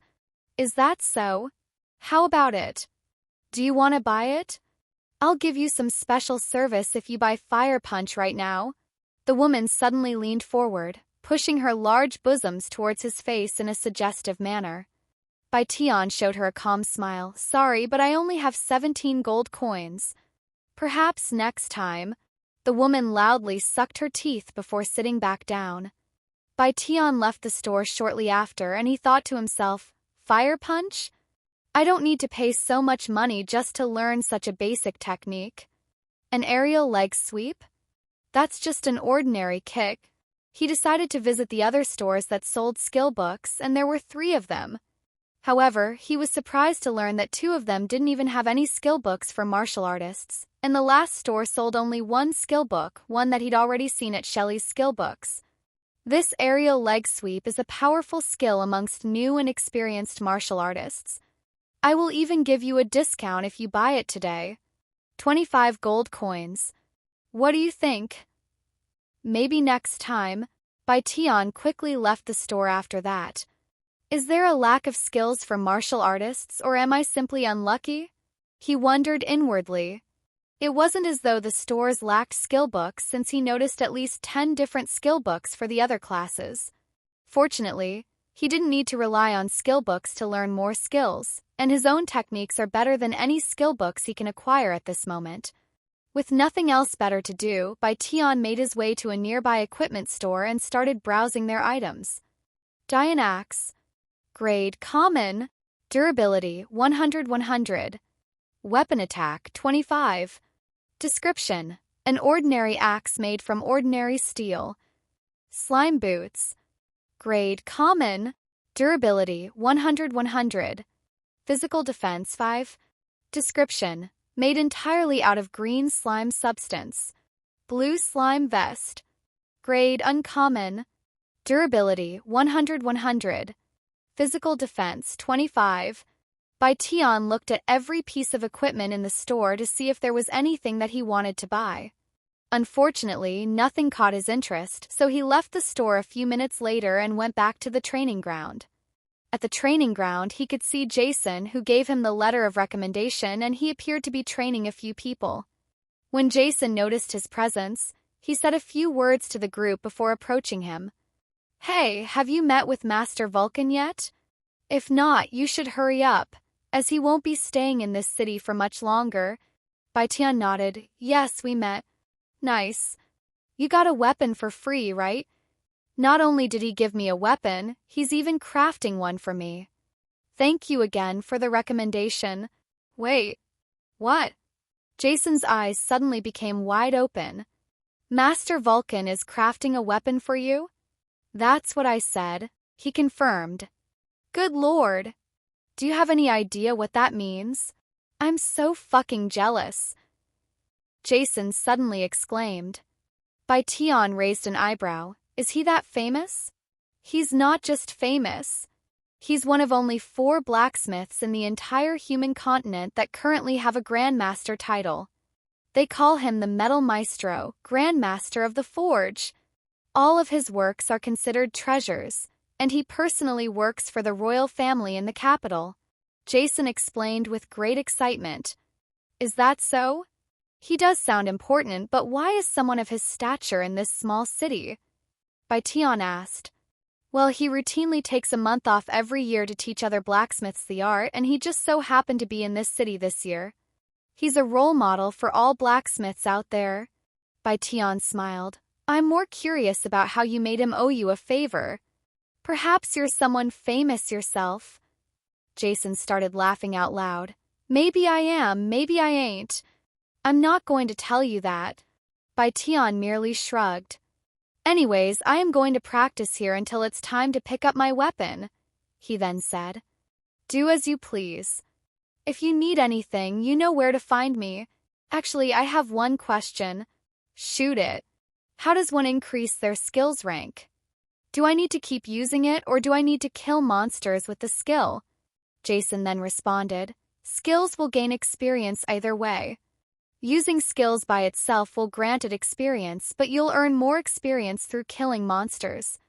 Though, not every skill can be used in a fight, so you can only keep using those non-offensive skills to gain experience. However, there is another method of earning experience for skills, and that is by using skill experience scrolls. They are quite rare and can only be found in dungeons and elite monsters. For future reference, how much do they cost?" Bai Tian asked. "Even the cheapest scrolls are worth at least 10,000 gold coins." 10,000. Bai Tian mumbled. "Anyways, if you've just learned the skill, it'll take around a month or so of grinding to level it up. Half that if you're constantly killing monsters. Of course, higher ranks will require more experience and time. Good luck." Jason gave him a thumbs up. "Thank you for this information." Bai Tian clasped his hand to thank him before training at one of the iron dummies. He would then spend the rest of the day abusing the dummies there with Dragon Rush. The fierceness of his sword technique made those around him nervous, and the more Jason watched him train, the more he understood why Master Vulcan decided to craft a weapon for him. The following day at noon, Bai Tian made his way back to Crimson Smithy to pick up his new weapon. However, when he arrived, he was left dumbfounded by the scene in front of the place, where hundreds of people crowded the street, all of them seemingly focused on Crimson Smithy. "What happened here?" Bai Tian asked one of the people there. "You haven't heard yet? Apparently, the Metal Maestro Grandmaster Vulcan is here." Bai Tian was speechless. Seeing how many people were there, he wondered how he'll approach the building, much less enter it. In the end, he used White Ghost's maneuver to navigate the crowd. Once he was near the entrance, he pushed his way inside the building. "Everyone, please leave. I don't know who spread the rumor, but the Metal Maestro isn't here." Bai Tian could hear Robin shouting at the top of his lungs. "Bullshit. If he's not here, why aren't you letting us see the back? Let me see Grandmaster Vulcan." I am willing to pay a fortune for his work. Metal Maestro. Metal Maestro. Metal Maestro. Crowd began chanting his name. Suddenly the back door opened and a familiar figure came outside. It was Master Vulcan, and he had a furious-looking expression on his face. If you bastards don't fucking scram in the next second, I will bash your face in with this hammer. He roared, causing the entire building to tremble. Place instantly turned silent, but nobody there moved. You think I won't do it? Then why don't I demonstrate it? Master Vulcan suddenly leaped into the air and towards one of the people closest to him with his hammer raised. When the crowd saw this, they quickly rushed out of the building. Within seconds, the room became empty except for one person. I guess you really want to eat my hammer. Master Vulcan was prepared to strike this bold individual who dared to remain in the store, but he quickly halted his movement when he saw Bai Tian. Oh, it's you. He lowered his hammer and sighed. I don't know who leaked my presence here, but I won't be able to stay here for much longer. Luckily, I will be able to personally give you the weapon before I leave. Follow me. Bai Tian nodded and followed him to the back, where he could hear the other blacksmiths arguing with each other. Which bastard leaked it? Thanks to you, our time with him is cut short. It better not be one of you in here. It's definitely Jack. He can never keep his mouth shut. Fuck you. I didn't leak anything. I swear upon my hammer. I swear to God I am going to kill this bastard if I ever find him. Ignore them, Master Vulcan said to him. I visit random smithies once a year to teach the people there how to become proper blacksmiths, and I try to keep this information as tight as possible because, as you just saw, things always tend to get rowdy when people find out. When that happens, I will cut my visit short and return to the capital, where I spend most of my time. A wandering teacher, huh? I like the sound of that. Bai Tian showed a calm smile. A few moments later, they stopped in front of a workstation where a long black box was resting. Master Vulcan picked up the box and offered it to Bai Tian. Let me know what you think, he said.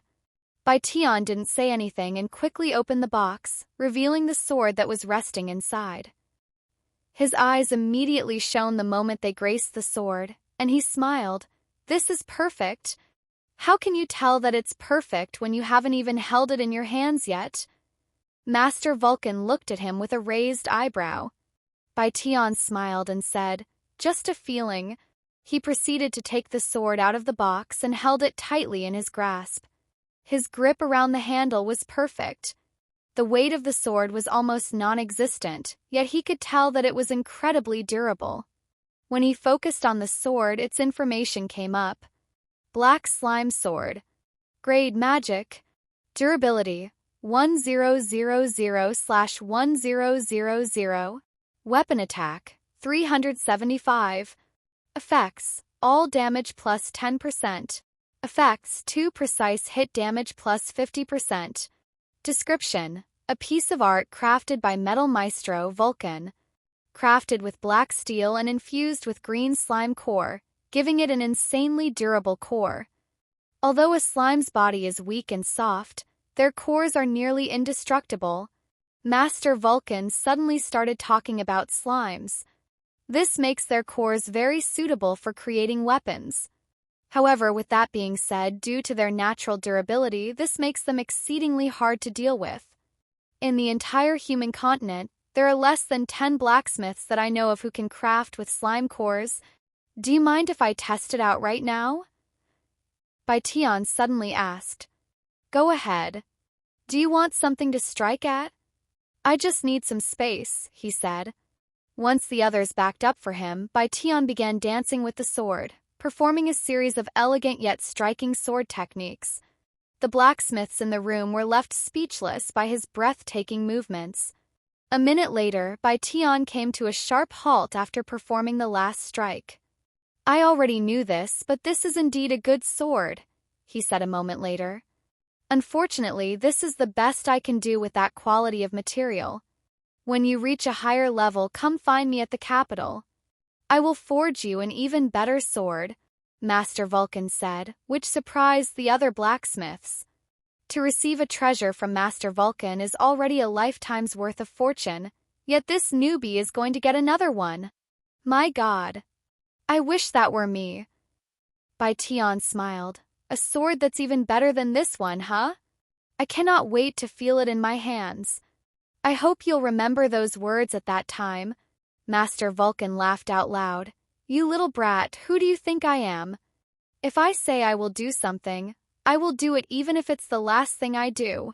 Here, take this. You might need it the next time we meet.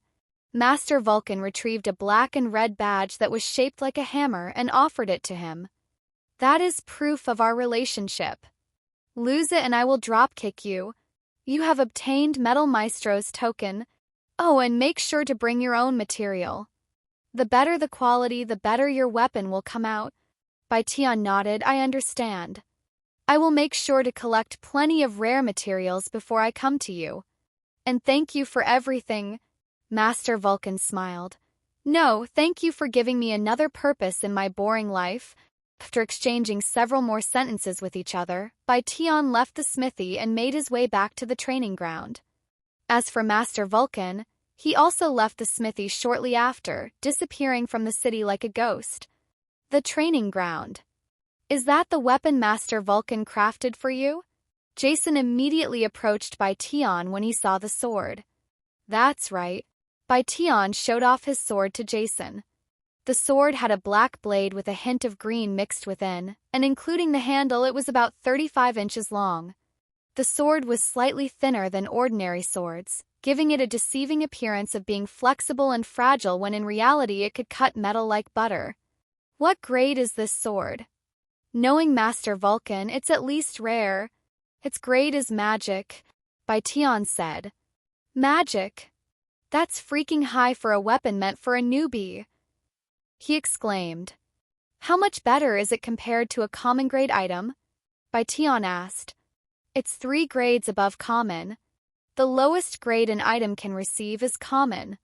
Above that is uncommon, then rare, and finally magic.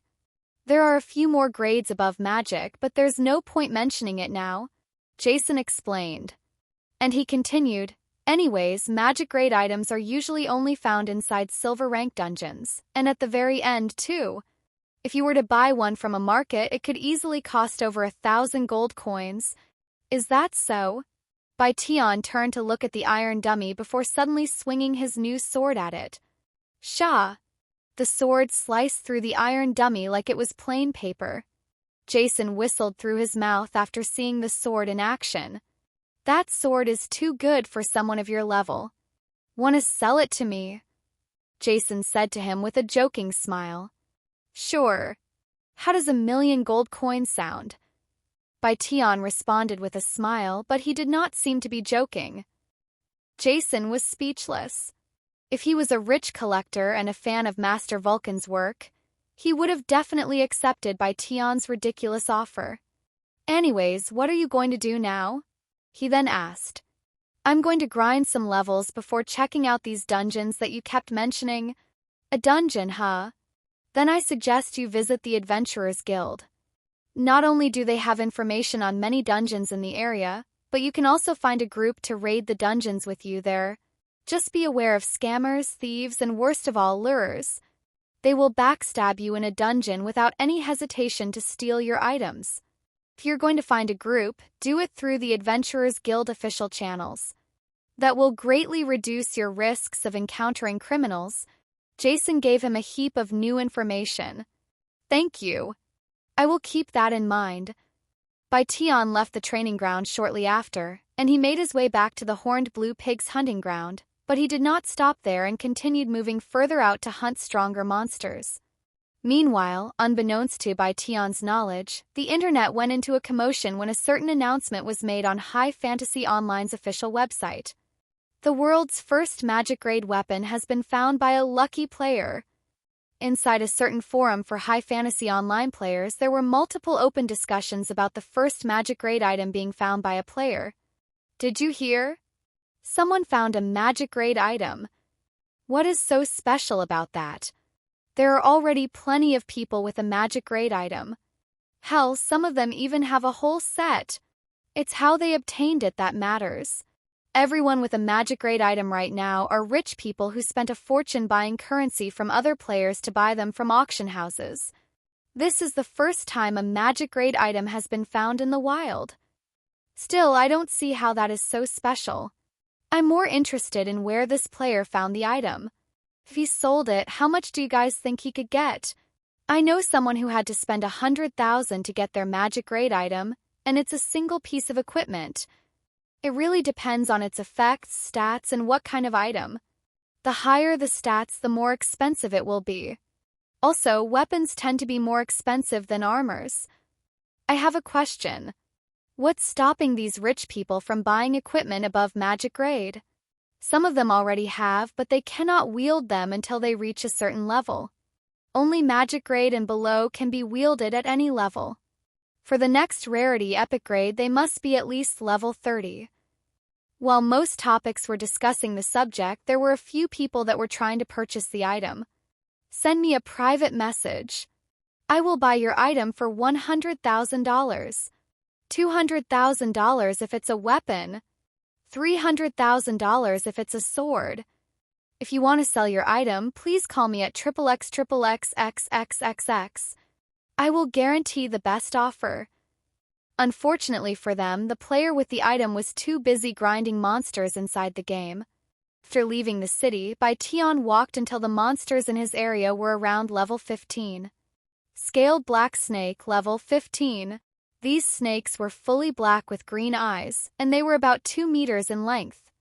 When Bai Tian approached one, it immediately leaped at him from a distance, but he quickly sidestepped, dodging its poisonous fangs.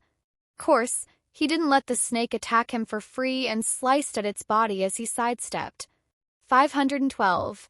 Scaled black snake defeated. You have gained experience. Snake skin was dropped by scaled black snake. Snake skin. Grade common. Description: great for making leather. One hit, huh? After pondering for a bit, Bai Tian decided to look for even stronger monsters, one that required at least several hits to defeat for the most optimal experience.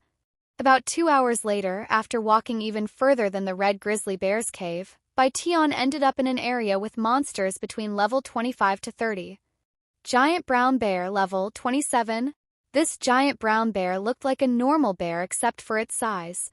Standing at nearly 7 meters tall, it had a threatening presence. However, despite its massive size, it still died in 4 hits. Bai Tian raised an eyebrow after killing it so fast. The red grizzly bear had far more health despite being at a lower level. It must have been a special monster. Once again, Bai Tian decided to look for even stronger monsters, stopping once the monsters reached level 35. Silver gorilla, level 34. The gorilla pounded its chest before rushing at Bai Tian. When it swung its thick arms at him, Bai Tian gracefully dodged the strike before hitting back. Whoosh! 451. The silver gorilla jumped back to distance itself for a moment before jumping at Bai Tian for a second time, but it did not result in a different outcome. 482. 468. 481. 512. 499. 473. In the blink of an eye, Bai Tian struck the silver gorilla 7 times in a row. Silver gorilla defeated. You have gained experience. Silver fur was dropped by silver gorilla. Silver fur. Grade uncommon. Description: silky smooth. Great for winter coats. Although Bai Tian could look for even stronger monsters, he didn't want to bite more than he could chew at such a low level. Let's grind out a few levels here before going deeper, he thought to himself. After defeating 2 more silver gorillas, he leveled up to 13. 9 more silver gorillas later, he reached level 14. Half an hour later, he reached level 18. Leveled up. You are now level 18. You have gained 5 SP. Shortly after reaching level 18, Bai Tian noticed other presences nearby. And sure enough, a few seconds later, he could see 2 people walking towards his direction. They were both male. A young man and a middle-aged man. The young one wielded a two-handed broadsword while the older one wielded a metal square shield in his right hand and a one-handed mace in the other. When they noticed Bai Tian, the older one waved at him with a smile. "Hello. Are you hunting these monsters alone? If so, wanna party up with us? We will be here for several hours." Since he would gain more experience by joining a party, and they didn't seem to have any ulterior intention, there wasn't any reason for him to refuse their offer, so he nodded. "Sure, I will join your party." "Great. Let me send you an invite right now," the middle-aged man said before tinkering with his system. A few seconds later, ding! "You have received a group invitation from Forgot My Shield. Accept, decline." Bai Tian accepted the invite. Another notification appeared. "Do you wish to remain anonymous? By remaining anonymous, your name will be hidden from your group." This is very neat. Bai Tian liked how this game valued the player's privacy. Of course, he remained anonymous. Anonymous has joined your group. Party experience bonus has increased to 15%. When his teammates saw the notification, they raised their eyebrows. Wanting to remain anonymous normally wouldn't cause any eyebrows to raise, but because only Bai Tian's name was hidden, his level could be seen by them. Level 18 Anonymous, Martial Artist. "You're only level 18? The young man named Unlucky Warrior uttered in a dumbfounded voice. "Yes, is that a problem?" Bai Tian remained calm. "You are aware that the monsters here are all above level 30, right?" Forgot My Shield wanted to confirm this with him. "Of course. Don't worry, I won't hold you guys back. You can kick me out if I do." Bai Tian knew they were worried that he might be a leecher, someone who is only good at profiting off others' hard work while bringing nothing to the table, so he reassured them that he wasn't a leecher. Unlucky Warrior and Forgot My Shield exchanged glances with each other before nodding their heads. "All right. We'll give you a chance," Forgot My Shield said. "Thanks." With 3 people in their group, everyone received a nice experience bonus of 15%. As for Bai Tian, he received an additional 20% due to his title Progenitor. Once they were prepared, they started wandering the area until they found a silver gorilla. "Allow me," Bai Tian said to his teammates as he walked in front of them and towards the monster. His teammates didn't say anything to stop him, as this was his chance to prove himself. When the silver gorilla noticed Bai Tian, it immediately ran towards him. Suddenly leaped into the air with both of its hands clasped together. Seeing this, Bai Tian gracefully jumped backwards, his body gliding through the air as though it wasn't affected by gravity. When the silver gorilla slammed into the ground, Bai Tian stepped forward while activating Dragon Rush. Sha! A powerful slash descended upon the silver gorilla, aiming right for its neck. "You have dealt a fatal blow. Silver gorilla defeated. You have gained experience." Silver fur was dropped by silver gorilla. Normally, his ordinary attacks wouldn't be able to cut through the silver gorilla's sturdy muscles, but with Dragon Rush, it was possible.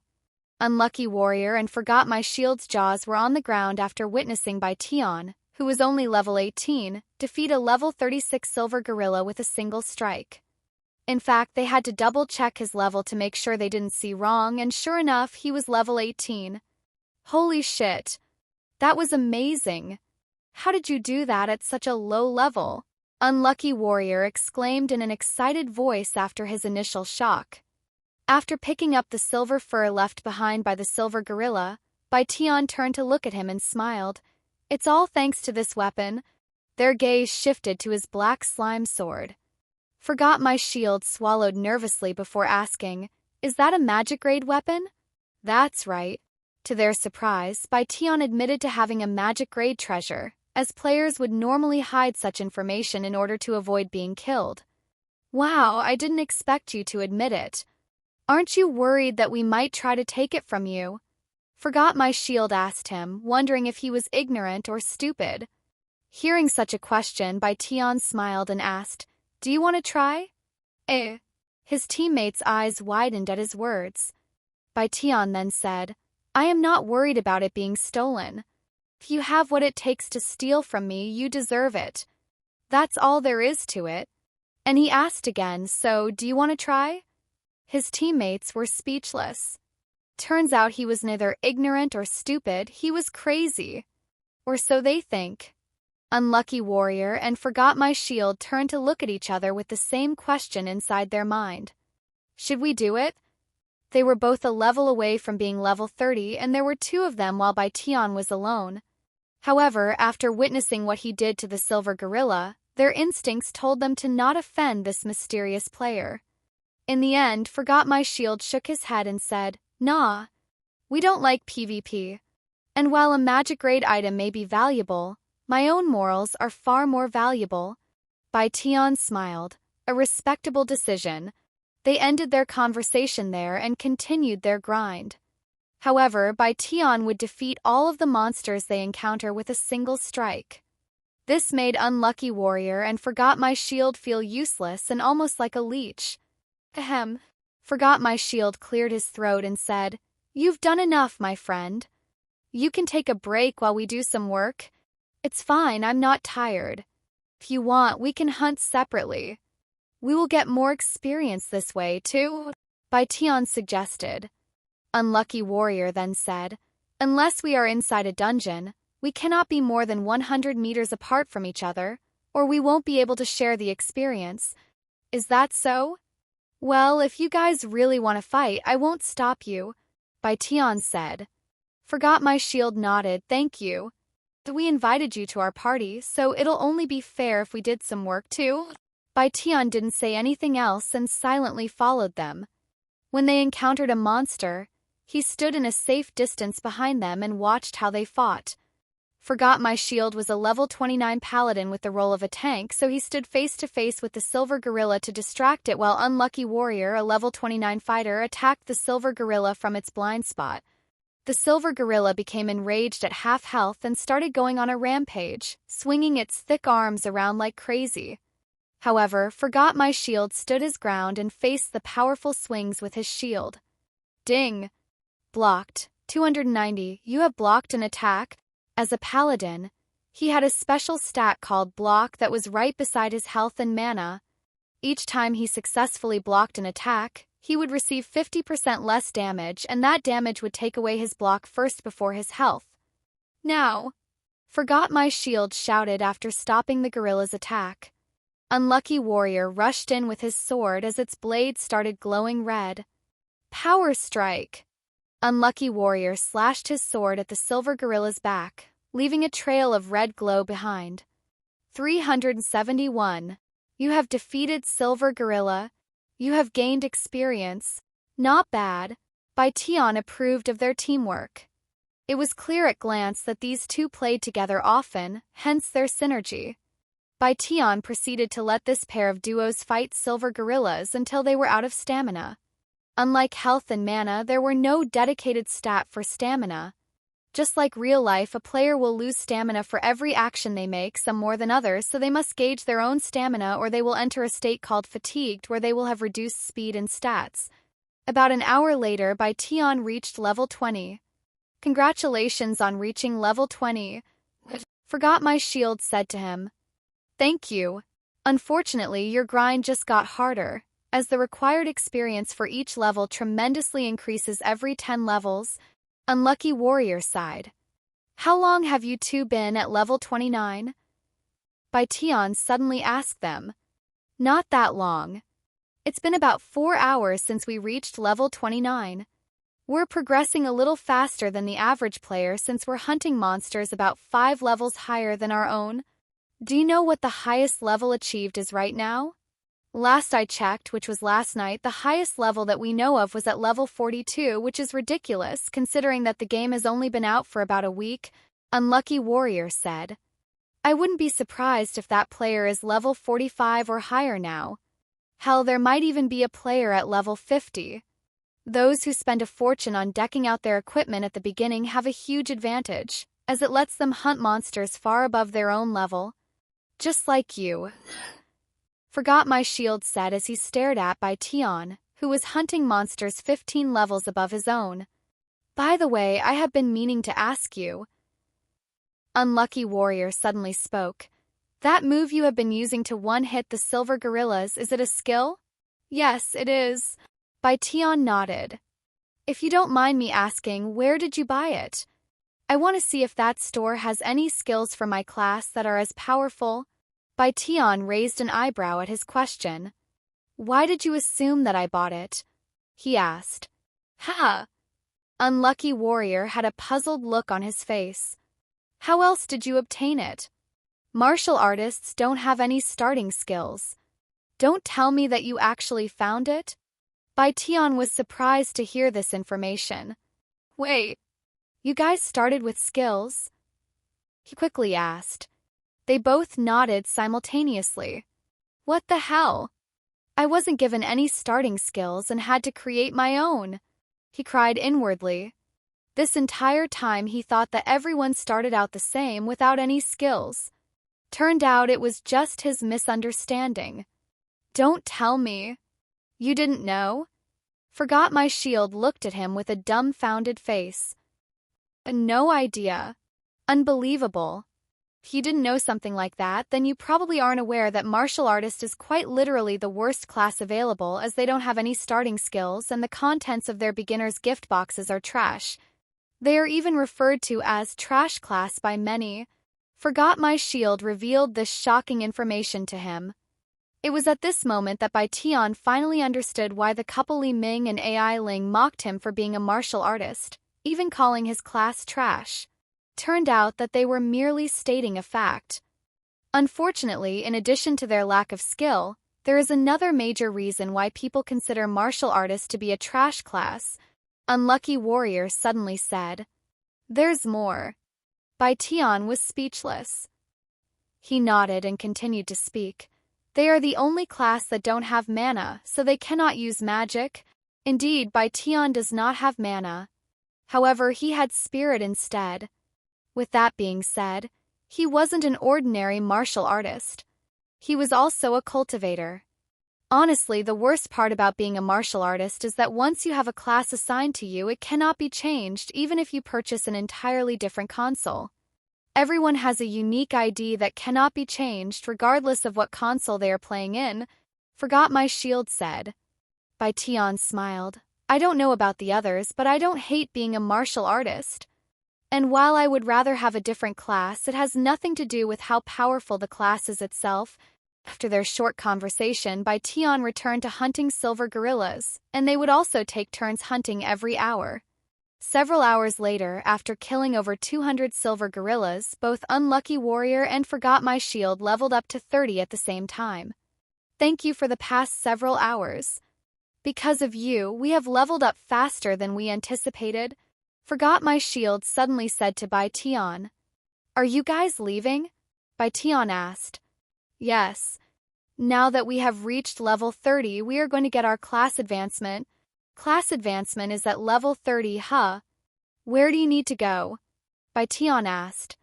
In most MMORPG, when a character reaches a certain level, they can get a class/job advancement, which will make the character's class stronger and gain more skills. You can get a class advancement at any holy cathedral. Unfortunately, there aren't any in Red Iron City, so we will have to travel to another city. The closest city with one is about 3 days away at Galadriel. Forgot My Shield said. I see. Then good luck. Wait. Before we leave, want to become friends? After we get our class advancements, we are going to start grinding dungeons around Galadriel. If you are ever around the area or want to group up again, just contact us. Bai Tian nodded.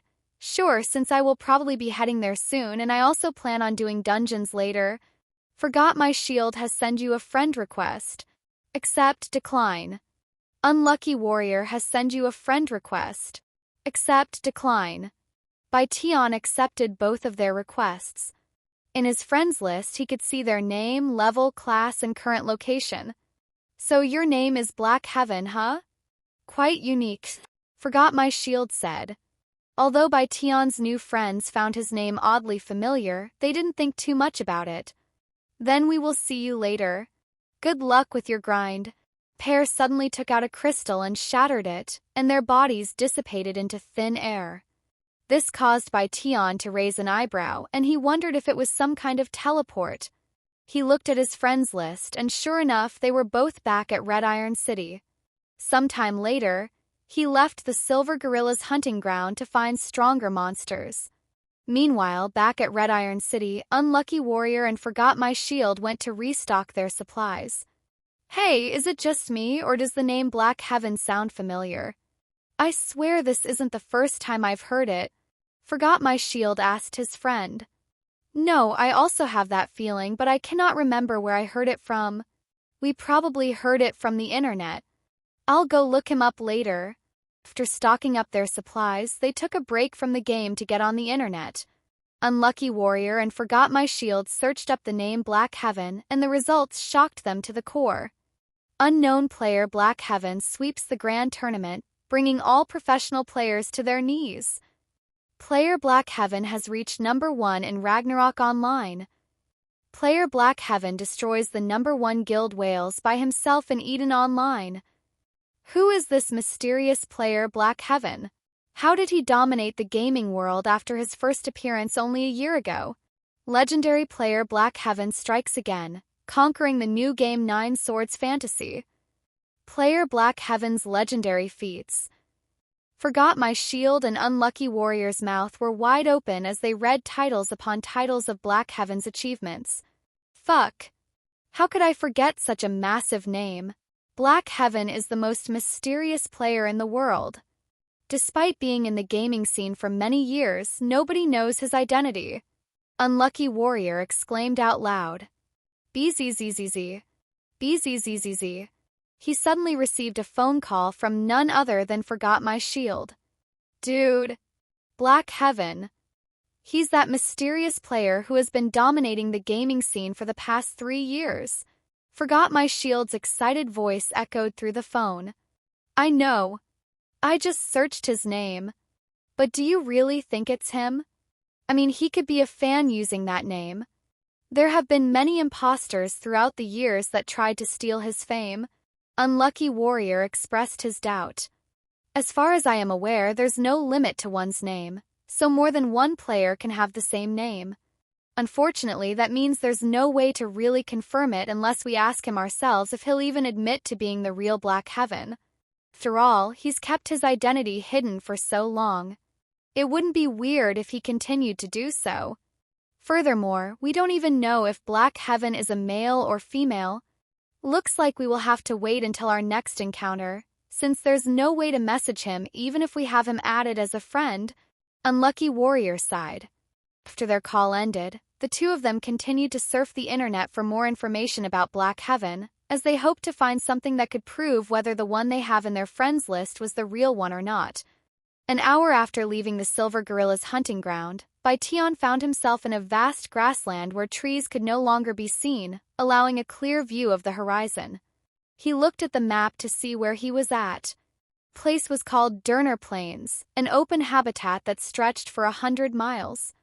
There was a road for travelers about 10 miles from Bai Tian's location, but since he wasn't planning on going to another city, he went to the nearest hunting ground.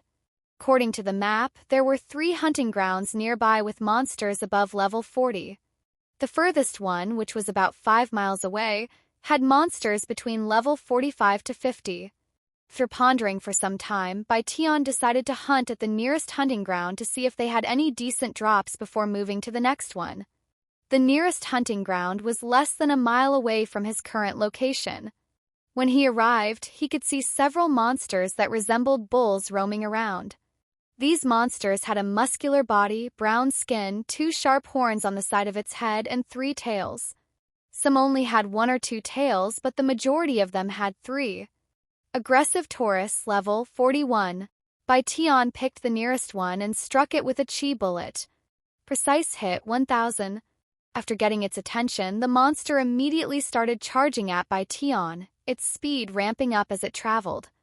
Seeing this, Bai Tian did not dodge as he normally would. Instead, he lowered his body and jumped into the air right before the bull could reach him. When he was above the monster, Bai Tian stabbed his sword at its neck. Precise hit 714. The damage was lower than he expected, probably due to the monster's high defense. Meanwhile, after missing its target, the aggressive Taurus did not stop running and made an unexpected U-turn. However, its attack pattern did not change. Bai Tian eventually defeated the monster after several more rounds of repeated patterns. The monster itself wasn't hard to fight. In fact, it was incredibly easy and relaxing for Bai Tian. The only annoying part was how many hits he needed to defeat it due to its high defenses, but that was to be expected when fighting monsters at a higher level. Aggressive Taurus defeated. You have gained experience. Taurus skin was dropped by aggressive Taurus. Taurus horn was dropped by aggressive Taurus. Taurus skin. Grade uncommon. Description: has a rough texture. Taurus horn.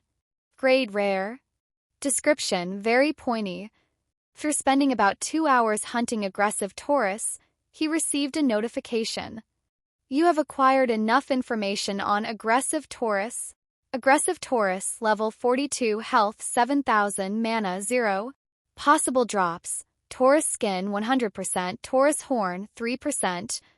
In addition to acquiring their information, he also reached level 22. It was also at that moment he decided to move to the next hunting ground, which was about 1.5 miles away from the aggressive Taurus hunting ground. Killer Rabbit, level 44. Contrary to most of the monsters he's encountered to this point, the Killer Rabbit is a small white rabbit with a body that was slightly smaller than the average adult rabbit. It looked like an ordinary rabbit at glance, but if one could sense killing intent like Bai Tian, they would be able to sense an intense amount of killing intent coming from them. That's a lot of killing intent coming from such a small body. Bai Tian mumbled to himself when he first saw this monster. Suddenly, one of them happened to turn to look at Bai Tian's direction. When this killer rabbit realized that it was looking at a human, it immediately opened its mouth, revealing the hundreds of sharp teeth that it had been hiding inside.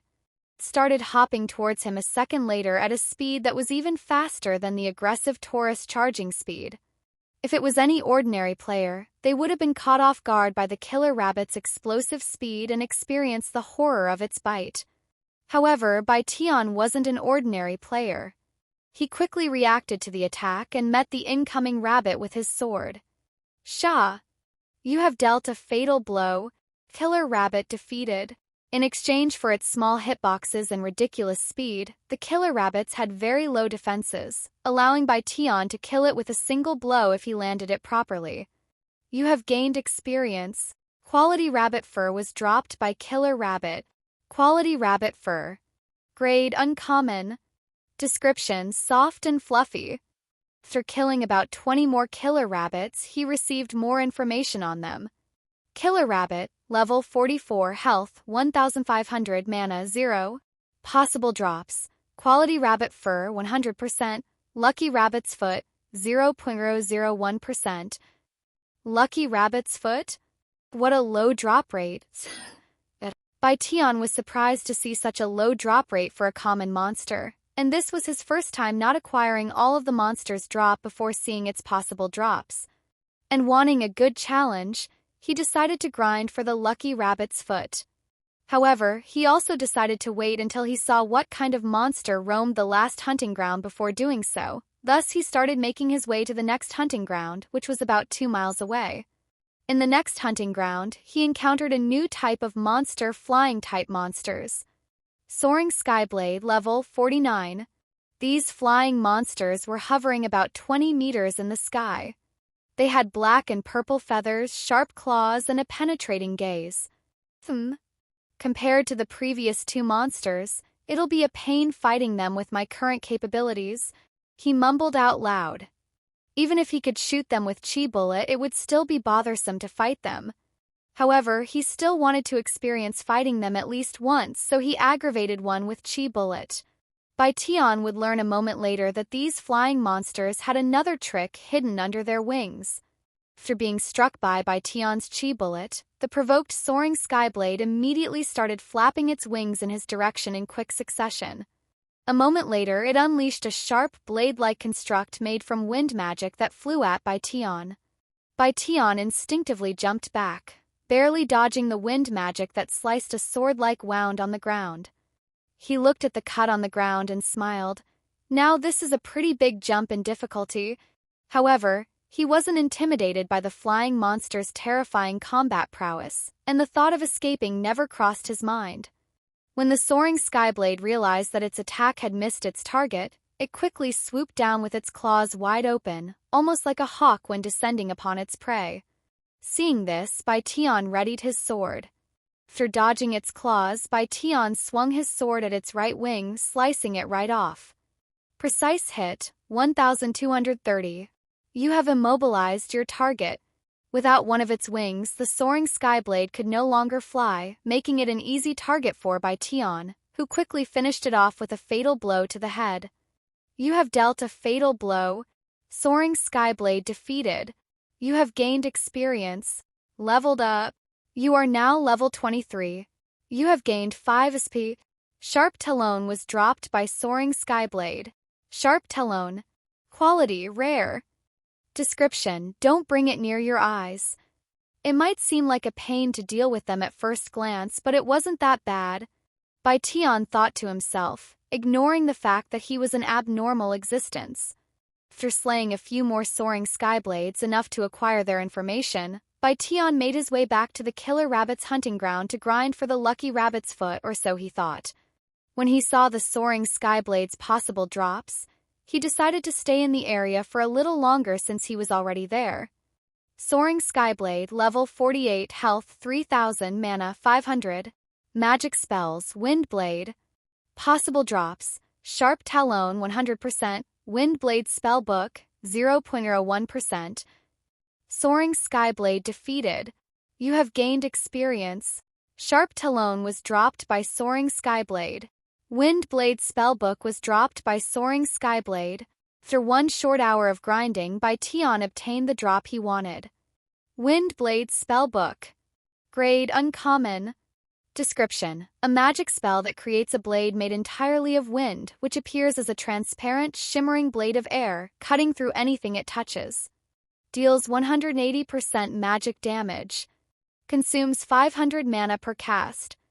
Cooldown 15 seconds. After picking up the skill book, Bai Tian immediately tried to use it to see what would happen. This skill book cannot be consumed due to having an unsuitable class. Looks like I really cannot use magic in this game. Bai Tian sighed out loud. As someone who really enjoyed casting magic spells in previous games, this was a massive blow to him. However, he did not lose hope. Even if I cannot cast magic spells myself, there should be magic treasures out there that can cast magic for me. Now that he's acquired what he wanted from this area, Bai Tian made his way back to the killer rabbits to grind out the next rare drop. It took me 40 kills to receive a 0.01% drop rate. Let's see how long a 0.001% drop rate will take me. Thus, Bai Tian started his long grind at the killer rabbit's hunting ground. During his grind, Bai Tian noticed that he was basically alone in that area, and this made him wonder where the other players were training. There should be plenty of people above level 40 by now, so why aren't there anyone here besides me? Is it more efficient training on low-level monsters since they are easier to kill? He wondered inwardly. Bai Tian's suspicion was correct. Current trend and most efficient method of gaining experience was hunting monsters about 5 levels below one's own level and doing it in a full party for the maximum amount of bonus experience. Since most people can solo monsters 5 levels below their level, this meant that everyone in the party could spread out and fight their own monsters, significantly increasing the amount of experience they get. Of course, they still had to be within 100 meters of each other. However, people found that as long as 2 players are within 100 meters of each other, the third player could be within 100 meters of either player, so if everyone spread out in a line formation and stayed within 100 meters of each other, they could expand their hunting area to over 500 meters. As for those who would rather hunt monsters above their own levels, they would only do so if they prioritized higher-grade materials to sell for more money, or they are players that spent real money to purchase powerful equipment that allowed them to hunt high-level monsters with more ease. If one is highly skilled like Bai Tian and decked out with powerful equipment, it would be more efficient to hunt high-level monsters, but as for the majority of the players, they were better off hunting low-level monsters. Hours passed in the blink of an eye since Bai Tian started farming for the lucky rabbit's foot, and after hunting for 3 days with barely any rest, only stopping to increase his stats after leveling up, he finally acquired the Lucky Rabbit's foot. Killer Rabbit defeated. You have gained experience.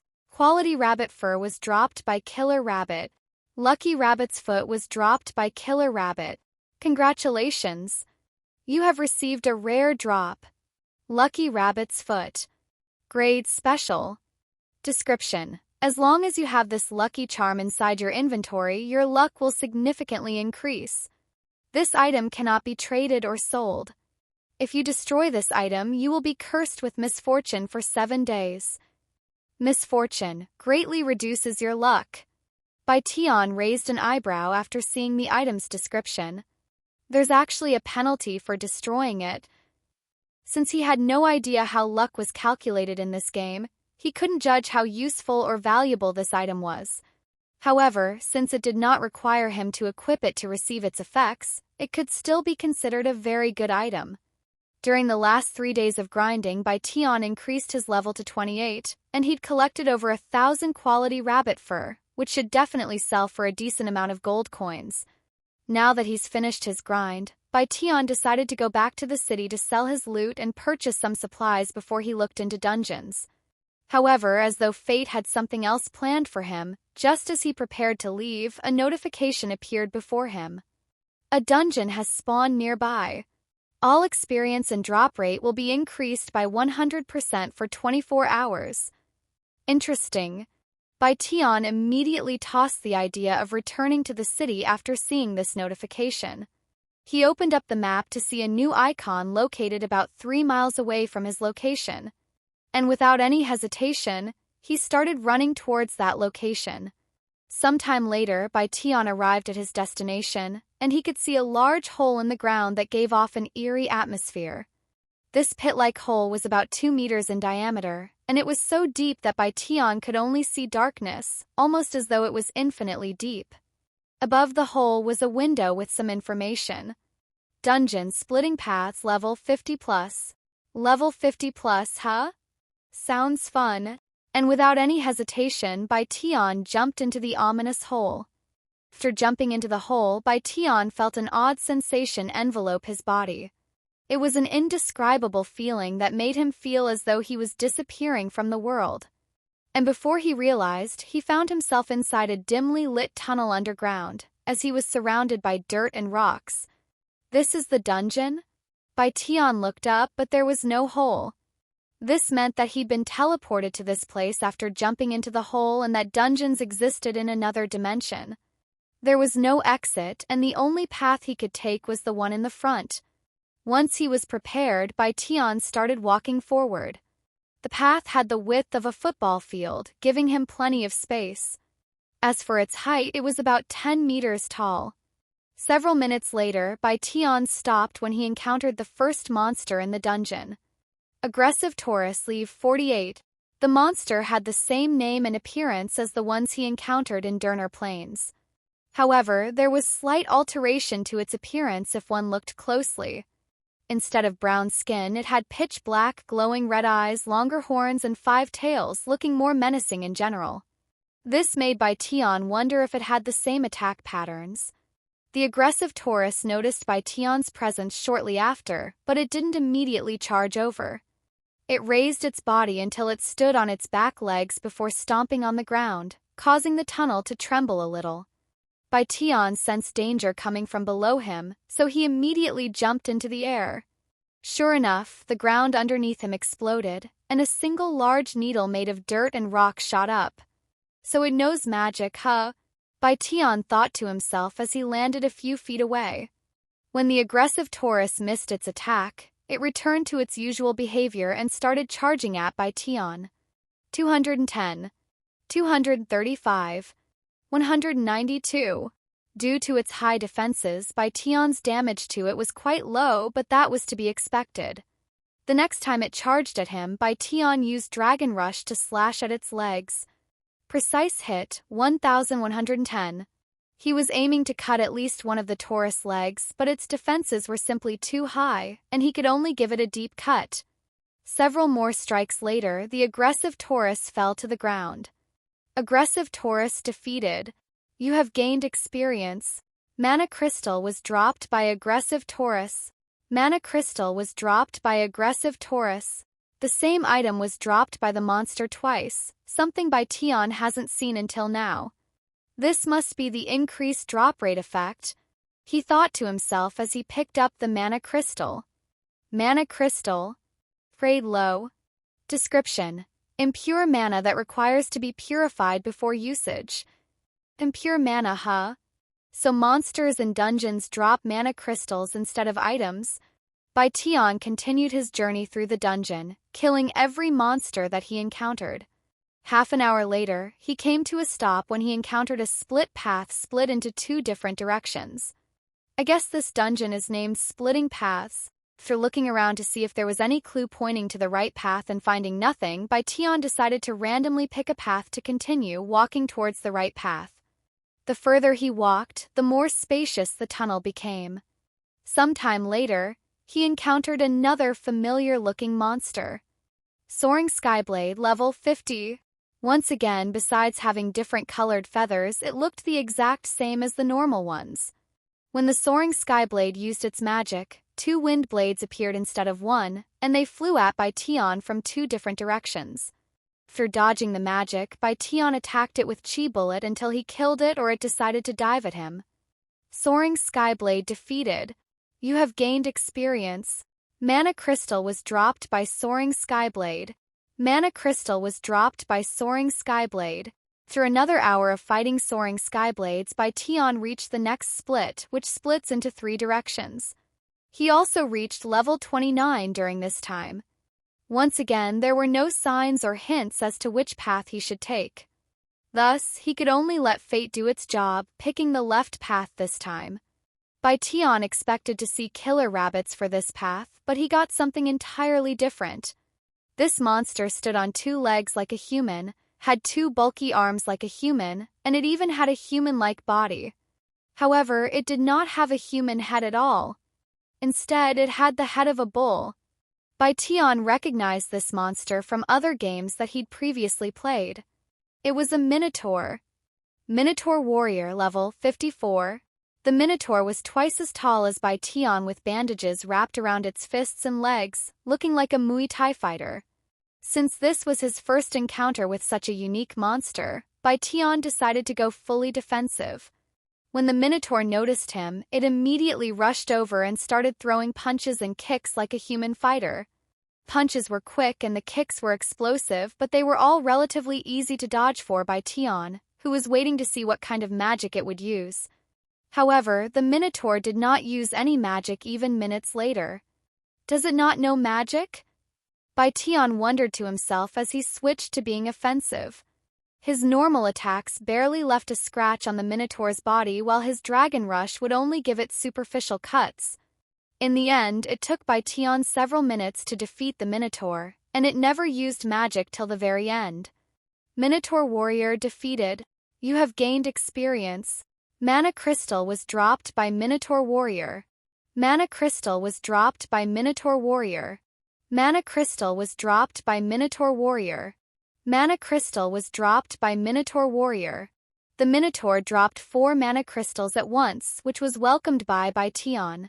Sometime later, Bai Tian reached the end of the tunnel, where a massive double door made of metallic materials stood. So I've finally reached the boss. It's too bad that the monsters in dungeons don't respawn after they're killed, or I would have farmed them until the bonus experience went away. He sighed inwardly. After taking some time to recover his chi, Bai Tian opened the metal doors and entered the boss room. Shortly after the abyssal spider spawned 6 spiderlings, Bai Tian consumed his last small chi potion, restoring 1,000 chi. He only had a little over 2,000 chi left, but he wasn't worried in the slightest. As a gaming veteran who had faced even more impossible situations, Bai Tian did not think he was doomed for a second. As long as I dodge all of their attacks and kill the spiderlings one by one, I will be able to slowly chip away the boss' remaining health. The only question is whether I will be able to damage these spiderlings with my normal attacks or not. After taking a deep breath, Bai Tian's face became serious, his gaze full of focus. Meanwhile, the 6 abyssal spiderlings finally noticed Bai Tian and started moving towards him. Bai Tian maneuvered around the 6 spiderlings so that they wouldn't surround him until he was face to face with one of them. Once he saw the chance, he used Dragon Rush to slash at the spiderling's legs. Sha! Critical hit, 2210. Bai Tian's attack dismembered 3 of the spiderling's legs, causing it to collapse. Fortunately, the spiderlings did not appear to be as tough as the mother, and they could actually be damaged by Bai Tian.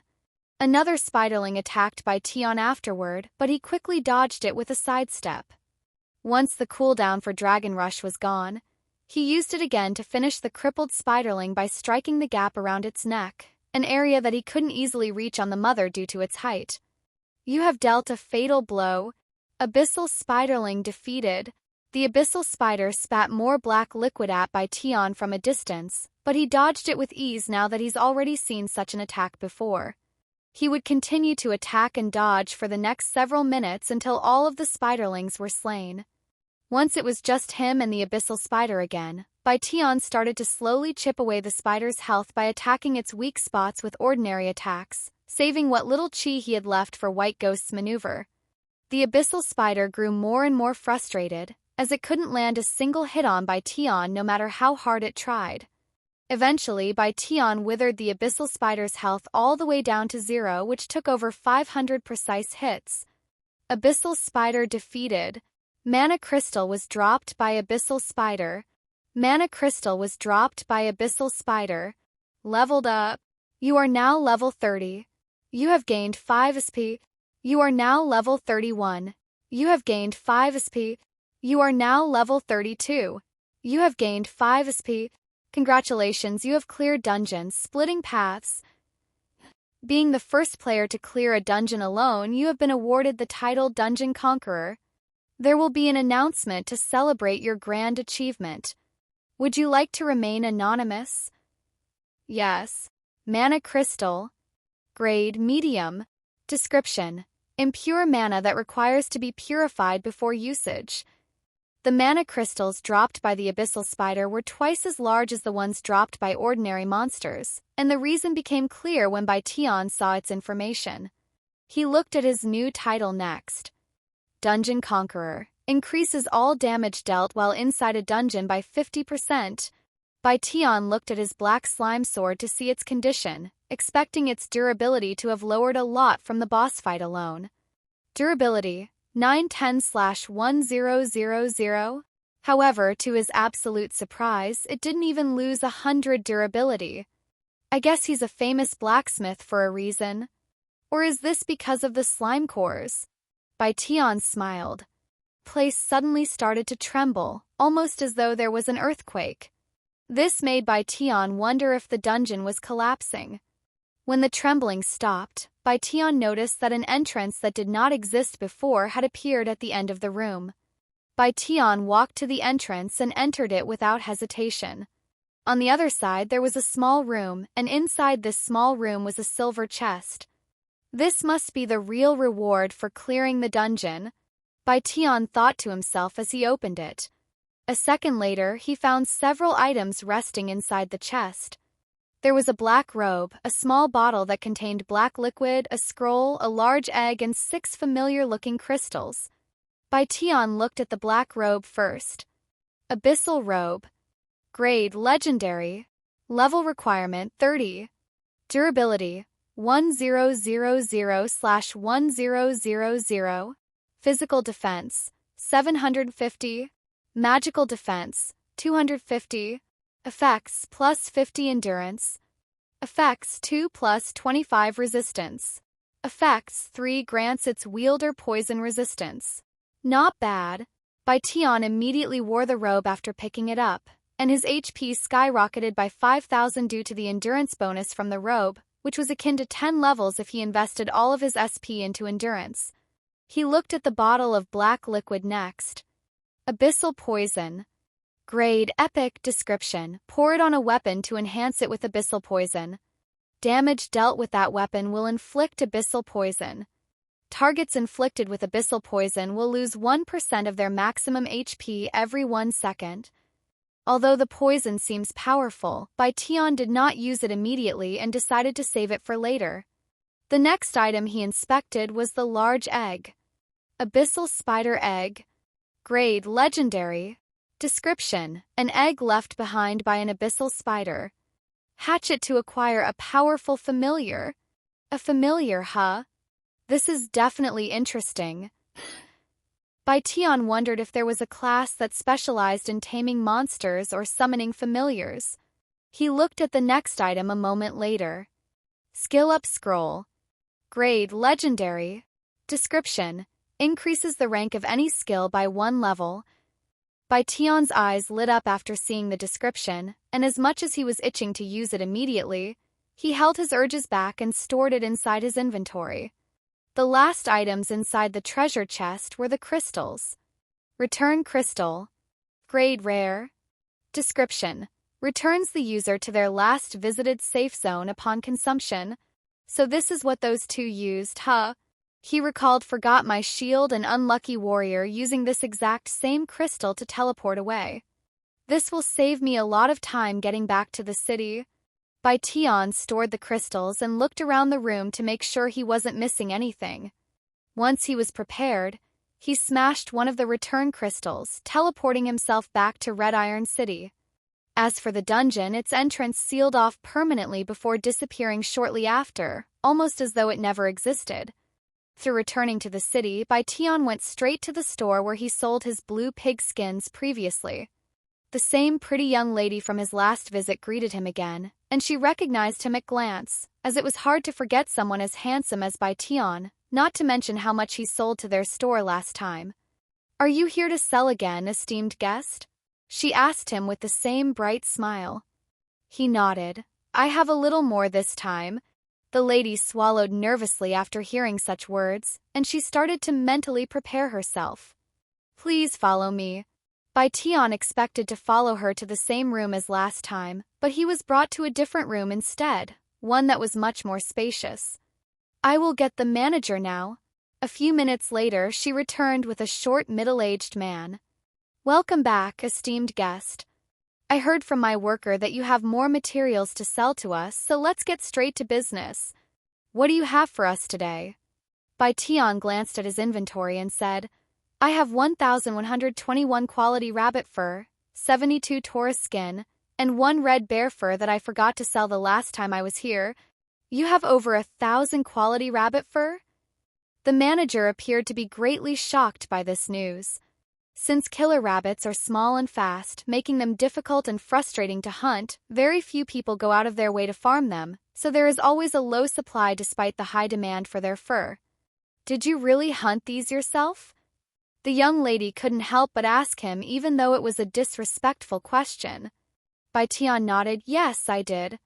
"So, how much are you willing to pay for them?" The manager swallowed nervously before responding. "Like the last time, we will have to inspect the quality of them before I can give you a price. But since we're dealing with higher quality materials, we will have to be extra careful, which will take a little longer. If you'd like, you may come back later. Our store has an impeccable reputation when it comes to trust, so you don't need to worry about foul play." The manager reassured him. "Then I will come back later. But before I leave, do you know any stores that buy materials that are not meat or skin? For example, a horn." Bai Tian showed the manager the Taurus horn. "Oh, now that's a rare drop. You should definitely visit the Adventurers Guild. They will buy almost any material from you at a fair price." "The Adventurers Guild, huh? I was planning on giving them a visit anyway." "Alright, then I will return in a bit." Bai Tian left the store shortly after dropping off the materials he wanted to sell.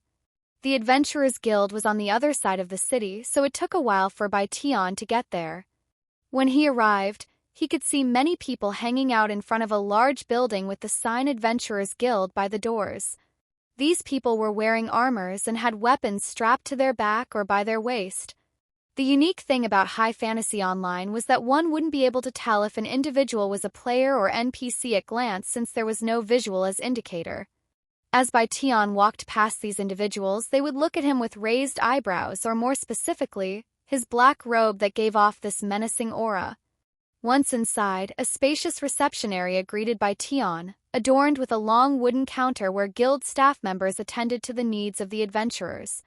Notice boards adorned the walls, displaying various quests, job postings, and snippets of valuable information about their surrounding areas, such as active dungeons and sightings of specific monsters. Bai Tian walked straight to the reception desk, where a red-headed young lady was working. Her red eyes glistened when she saw Bai Tian, and a bright smile appeared on her face as she greeted him. "Welcome to the Adventurers Guild. How may we assist you today?" "I have some materials that I would like to sell to the guild." "Of course. Are you from the Merchants Guild?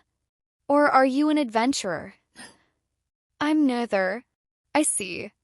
Then would you like to register as an adventurer today? You get bonuses if you ever sell to us, as well as other perks for being an adventurer." "What are these other perks?" Bai Tian asked. "There are too many to list. Do you have anything specific you want to focus on? For example, raiding dungeons, farming as a group, or just doing odd jobs for quick cash?" Bai Tian pondered for a moment before responding. "Mostly just selling materials, maybe farming as a group." He was also going to say raiding dungeons, but he preferred to raid dungeons alone since he would receive all of the rewards at the end. "Well then, as I've already said, you will receive more money if you sell to us as an adventurer, and those with a higher rank will receive a higher bonus. If you are ever looking for a specific material, we can also provide it or help you look for it. There is at least one adventurers guild in every city within the entire human continent, so you can imagine our influence.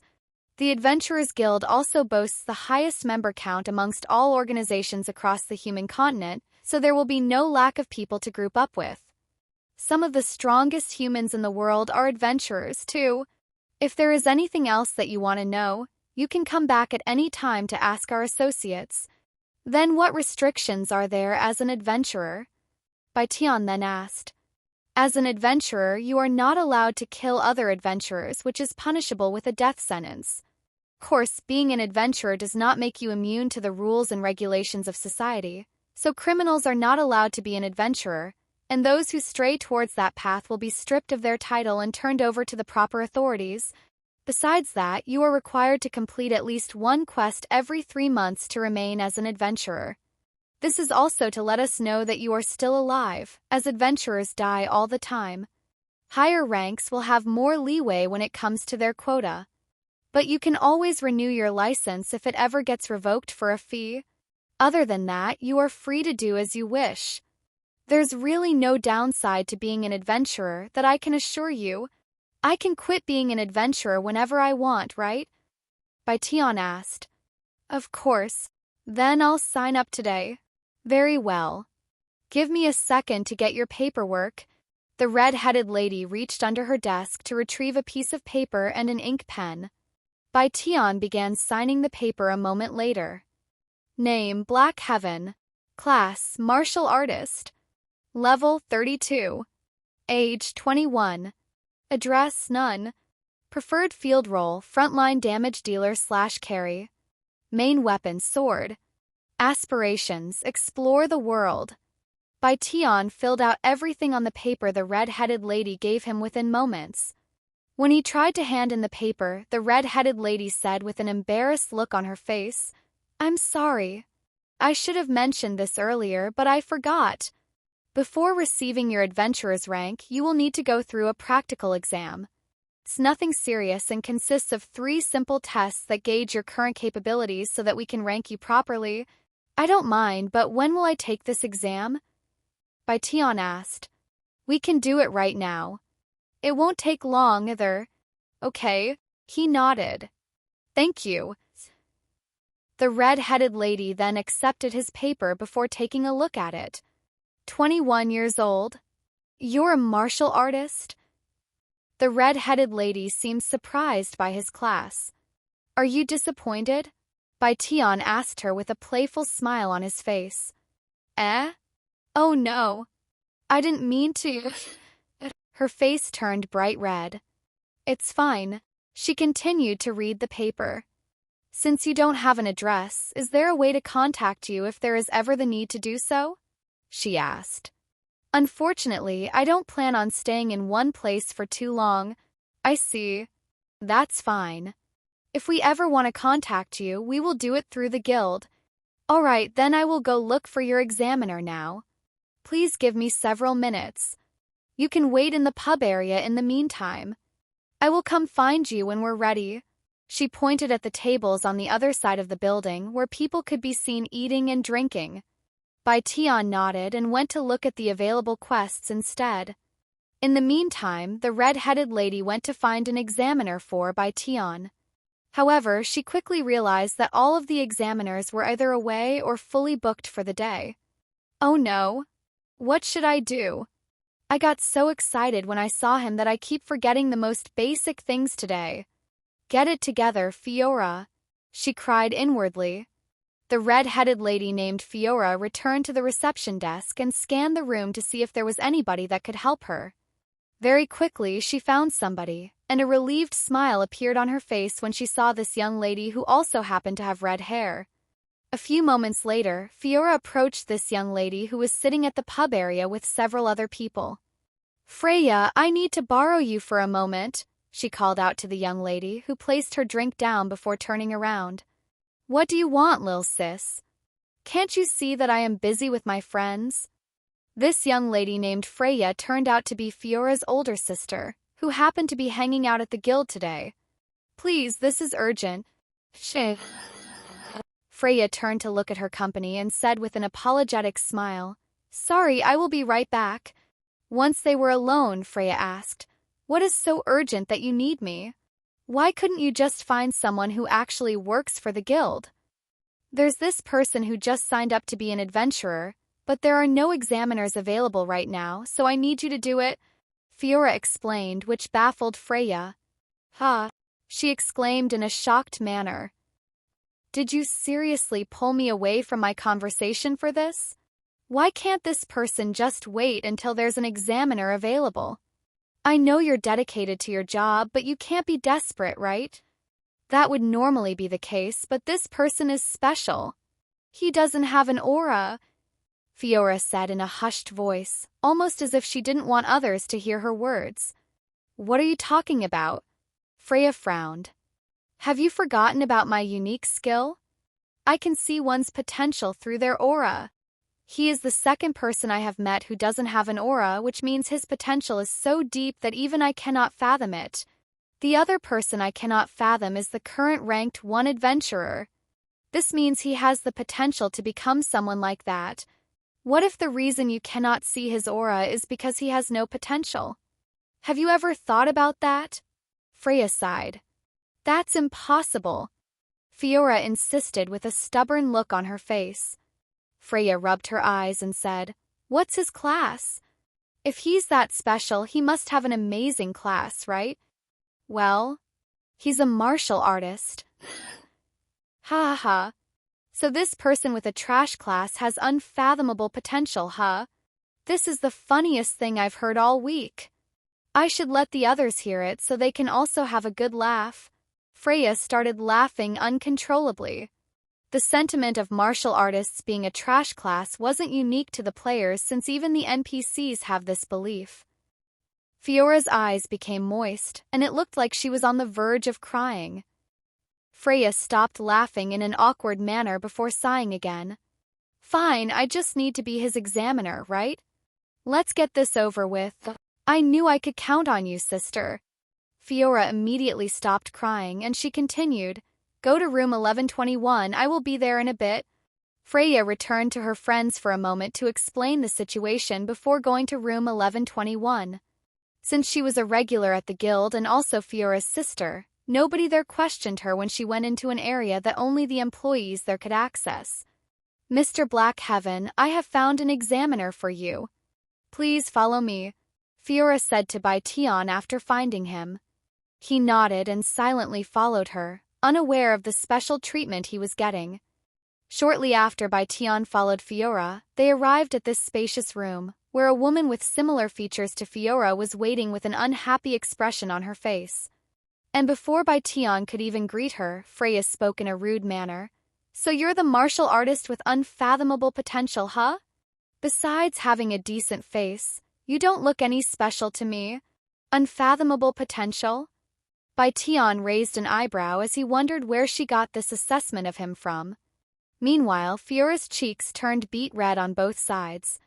Ahem. She quickly cleared her throat before speaking. This is Freya. She is a gold-rank adventurer, and she will be your examiner for today, Mr. Blackheaven.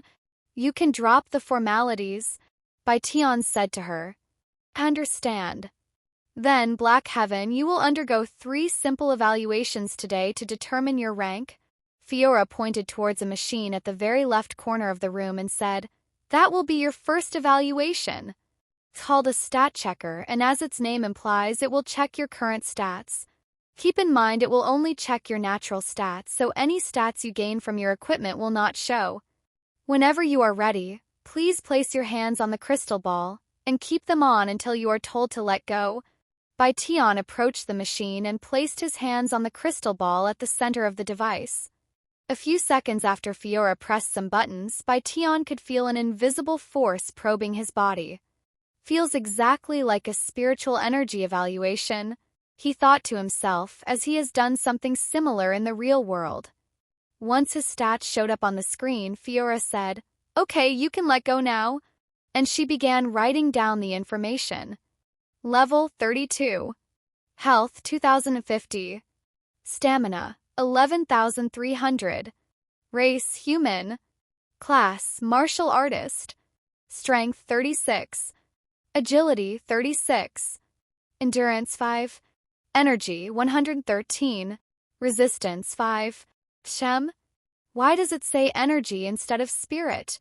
And why do I have stamina now? Did it replace cheese? Bai Tian noticed these oddities and pondered to himself. Meanwhile, Fiora and Freya were dumbfounded by his stats, but not because they were amazing. It was the opposite. Haha, what the fuck are these stats? Freya burst out laughing. You are level 32, yet you only have 2,000 health. How did you even get to that level with such low health? Any monster above level 40 could easily kill you in a single hit. And you're a martial artist who fights close combat in the front lines. Furthermore, why do you still have your basic class even though you can get a class advancement at level 30? Are you that lazy? Or do you have a special reason for remaining as a basic class? Normally, ordinary people in the world of high fantasy online require 2 to 3 weeks of grinding to go from level 30 to level 32. And since class advancement is available at level 30 for everyone, nobody would be dumb enough to keep grinding prior to getting one, as they receive new skills and higher stats with a class advancement. Thus, in Freya's eyes, Bai Tian being level 32 without a class advancement was pure idiocy. Of course, the most ridiculous thing about Bai Tian would be his low health. Since he didn't put any points into endurance, he only gained health through levels, which was 50 health per level. In this world, martial artists are expected to fight in the front lines as a damage dealer, so it would only make sense to invest in their health to avoid dying too fast. Yet Bai Tian did the exact opposite, investing mostly into his energy, which would only allow a martial artist to use more skills. Was I wrong? Perhaps Freya was right about him having zero potential. Fiora began doubting herself, as even she was baffled by his badly distributed stats. If you have enough money to buy a stat reset potion, I'd recommend focusing on your strength and endurance. They might cost a fortune, enough to buy a small city, but it's your best chance of survival as an adventurer, unless you want to die an early death. Despite Freya's mockery, Bai Tian wasn't angry. Thank you for the advice, but my circumstances are a little special, so I understand why you don't understand it, he said with a calm smile. Humph. You can keep trying to act cool, but nobody would party with you if they saw your stats. Is that a fact? It is. Let's move on to the second evaluation. Fiora interrupted them, and she continued without giving them a chance to respond. For the second evaluation, we will test your ability in combat. However, we will only test your reaction for now. Freya pointed at herself and said, That means you will try your best to avoid my attacks. Let's hope you don't die from a single attack because you have no health. Bai Tian smiled and said, You seem confident that you will be able to land a hit on me. If that is the case, how about a little game? A game? Freya raised an eyebrow. Bai Tian nodded and retrieved a book from his inventory. If you can land a single hit on me, I will give you this Wind Blade skill book. What? Are you serious? Freya exclaimed in a surprise. A powerful skill like Wind Blade would easily fetch hundreds of gold coins if sold. And while Freya doesn't specialize in wind magic, it would still benefit her greatly. I'm serious, Bai Tian confirmed, and he turned to look at Fiora, who was in a daze. How long do I have to avoid her attacks? 1 minute is enough. All right. Then whenever you are ready. Bai Tian beckoned Freya with a provocative smile. Since a skill book was on the line, Freya did not waste any time and started casting her magic. Fire arrows! Freya pointed her metal wand at Bai Tian and shouted. 3 flaming arrows materialized in the air, flying at Bai Tian once they were complete. Don't worry, you won't die even if they all hit you, I think, Freya said with a grin on her face.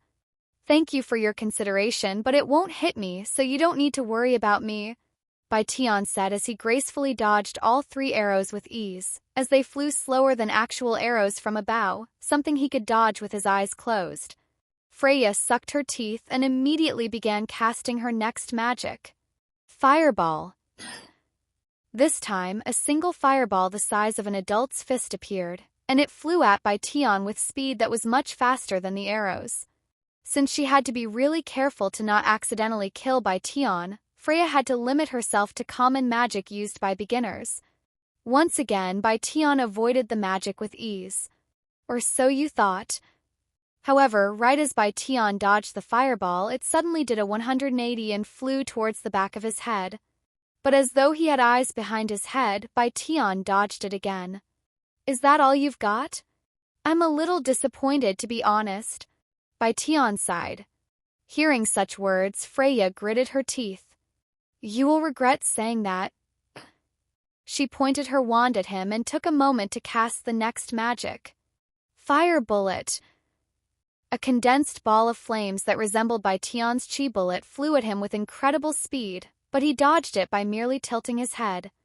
He's actually doing better than I expected, Fiora thought to herself as she spectated them from afar.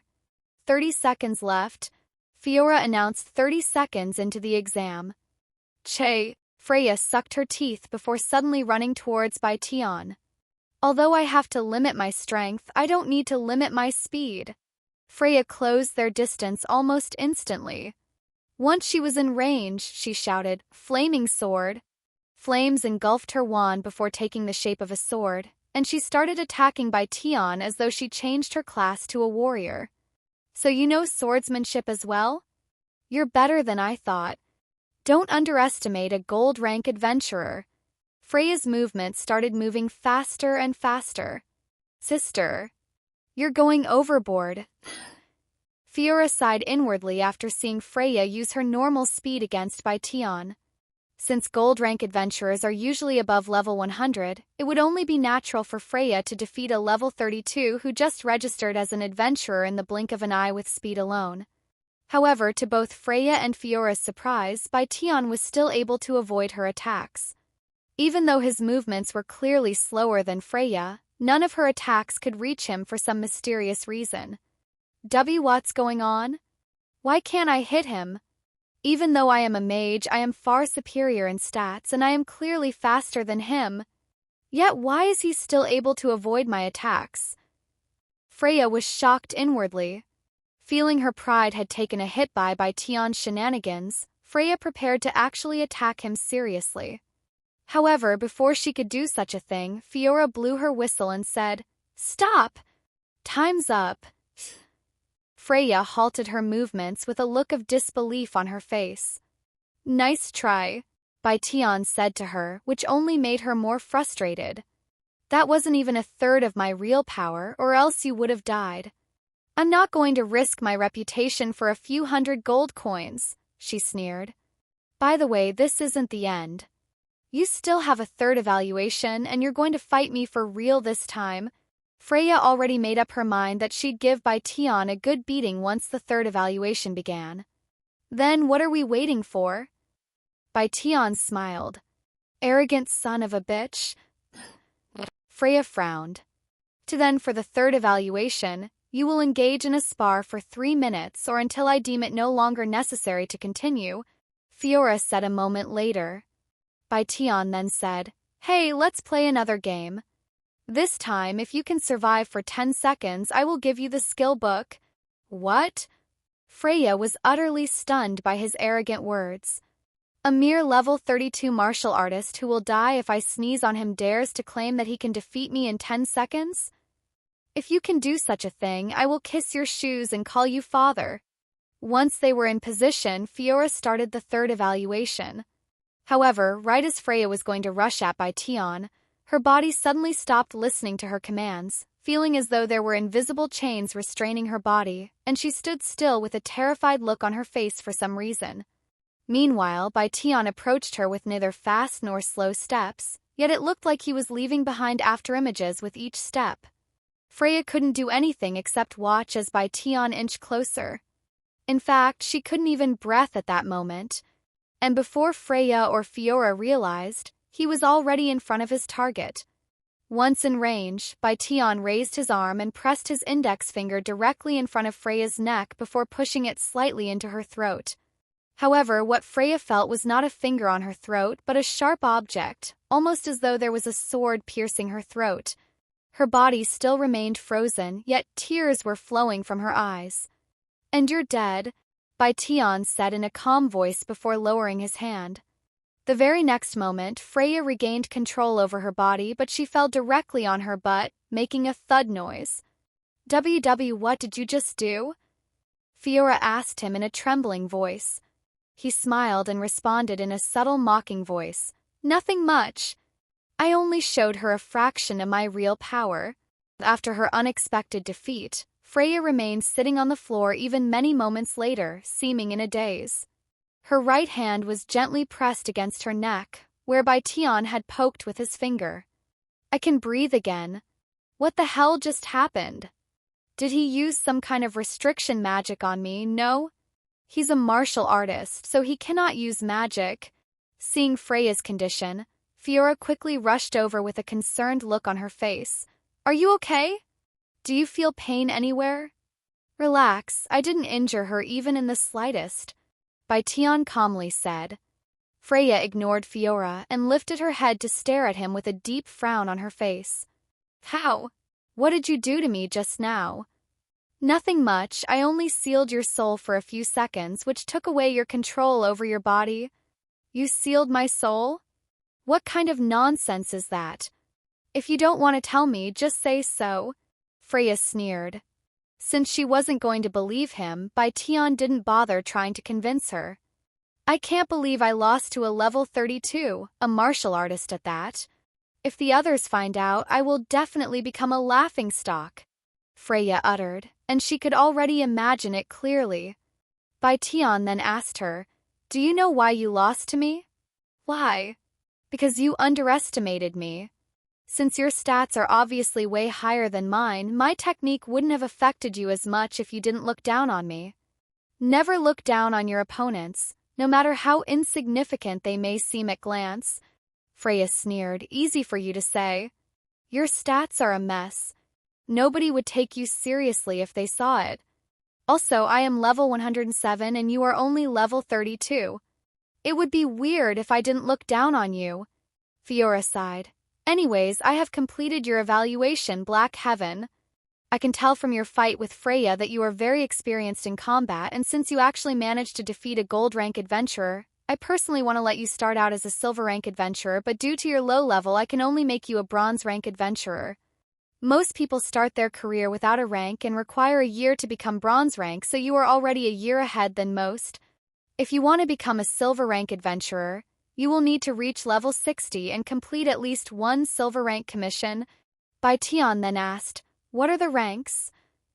"Starting from no rank, we have bronze, silver, gold, platinum, obsidian, crimson, and pearlescent." "I see. Since we are done here, I will complete your registration right now. It should be done in 10 to 15 minutes, Fiora said. "Understand." "Wait." However, Freya stopped them from leaving the room. "What is it?" Fiora raised an eyebrow. If I hear any rumors about me after this, I will kill both of you, got it? Even though it's against the rule to kill a fellow adventurer? Bai Tian smiled. Humph. You must be very naive to believe that everyone will follow the rules. More adventurers die to other adventurers than to monsters, which should tell you something. Anyways, I will really kill you if you start running your mouth, got it? Freya left the room ahead of them afterward. Don't mind her, Black Heaven. She may act harsh, but she's just putting on airs, trying to act tough. Fiora smiled. I know, Bai Tian said as he left the room. He knows. Fiora raised an eyebrow. Sometime later, Fiora went to look for Bai Tian, who was in the hub. Here is your permit, which can also be used as a form of identification, Fiora said as she handed him an ID card that was entirely made out of copper. Adventurer permit. Name, Black Heaven. Rank, Bronze. Class, Martial Artist. If you ever lose this permit or wish to update the information, you can do so at any Adventurers Guild, Fiora said to him. And she continued, Now then, you'd like to sell your materials, right? Follow me, I will access the materials. How many duties do you have? Bai Tian asked, seeing how she is doing pretty much every job.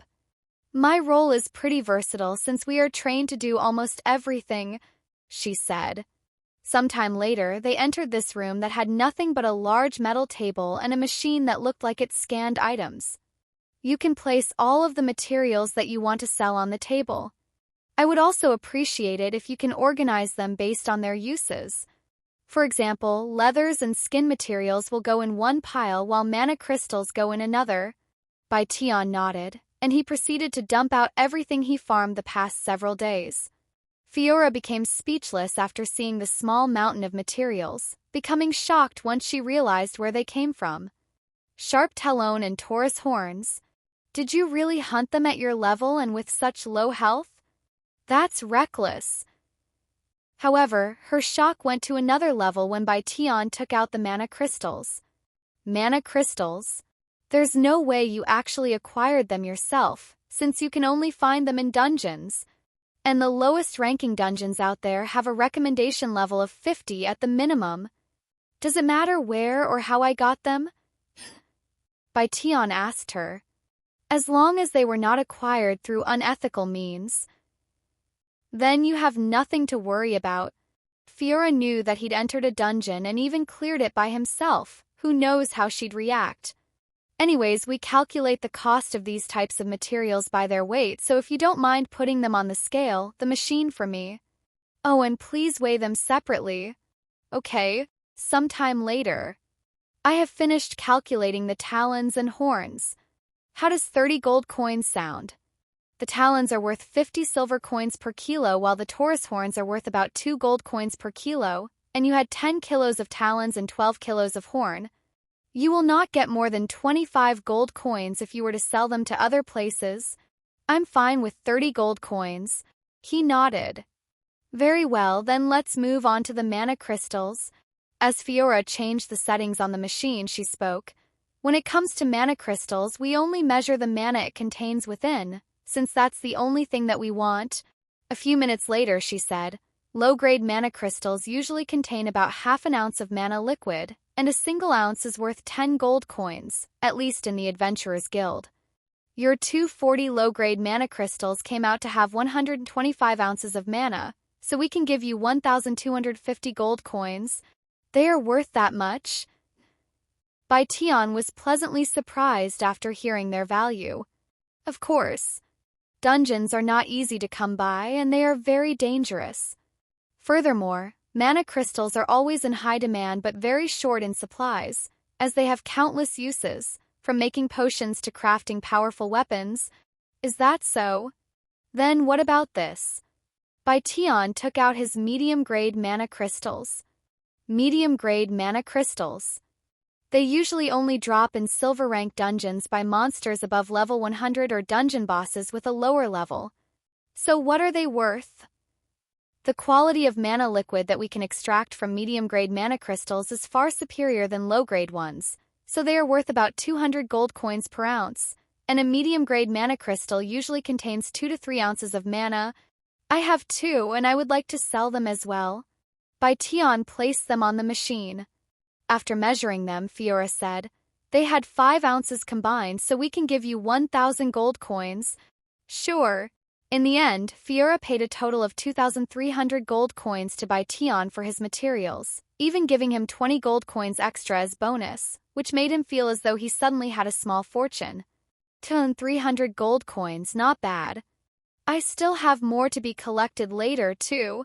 Bai Tian left the room with a smile on his face. By the way, do you have any plans now that you've sold your materials? Fiora suddenly asked him. I plan on getting my class advancement next, he said. I see. The nearest holy cathedral from our location would be at Galadriel. In that case, there's currently an ongoing escort commission from Red Iron City to Galadriel, and they leave from this place in 2 days. If you accept this commission, you'll be able to travel there safely, and you will even get paid for it, Fiora said to him. 2 days, right? Sure, I will join this escort commission. Bai Tian agreed. Great. Then I will sign you up for it. You just need to show up here in 2 days at 7 a.m. Sure. Bai Tian left the Adventurers Guild shortly after and made his way back to the other store. Meanwhile, Fiora went to meet with the Guildmaster of Red Iron City's Adventurers Guild. What's wrong, Fiora? For you to seek me, it must be urgent. The Guildmaster was a middle-aged man with a fit physique. This isn't really urgent, but I'd like the guild to be on the lookout for a certain adventurer. Oh? Which lucky fellow managed to pique our little goddess' interest? He just registered as an adventurer, Black Heaven, Fiora said. Black Heaven? What an ominous name. What is so special about him? Well, for starters, he just defeated Freya during the practical exam while being only level 32. I think he has tremendous potential, Fiora said. What? He defeated Freya at level 32. What kind of legendary class does he have? The Guildmaster was shocked to hear this news, and he quickly became excited. That's the thing. He doesn't have a special class. In fact, he's a martial artist. The Guildmaster held a dumbfounded look on his face as he spoke. Did I hear you correctly? You said he's a martial artist? Fiora nodded. I know, I was surprised at first too. The Guildmaster then laughed.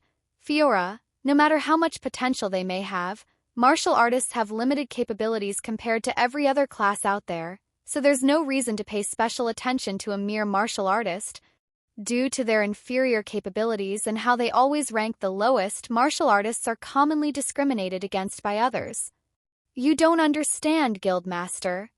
He's not an ordinary martial artist. Just forget about it, Fiora. If he's truly as talented as you say, he'll make a name for himself without our help. I know you've helped us recruit a lot of talented adventurers, but nobody will take a martial artist seriously even if they show some promise. Fiora had a dispirited look on her face after getting the Guildmaster's response. I understand, Guildmaster. Sorry for bothering you. In the end, Fiora decided to just leave things as it is, as what the Guildmaster said was not entirely wrong. If only he wasn't a martial artist. She sighed inwardly. Meanwhile, Bai Tian returned to the store to collect more money. Welcome back, esteemed guest. We have finished inspecting the materials, the manager said, and he continued. For the quality rabbit fur, we will pay you 800 gold coins, 20 gold coins for the Taurus skin, and 10 gold coins for the red bear fur.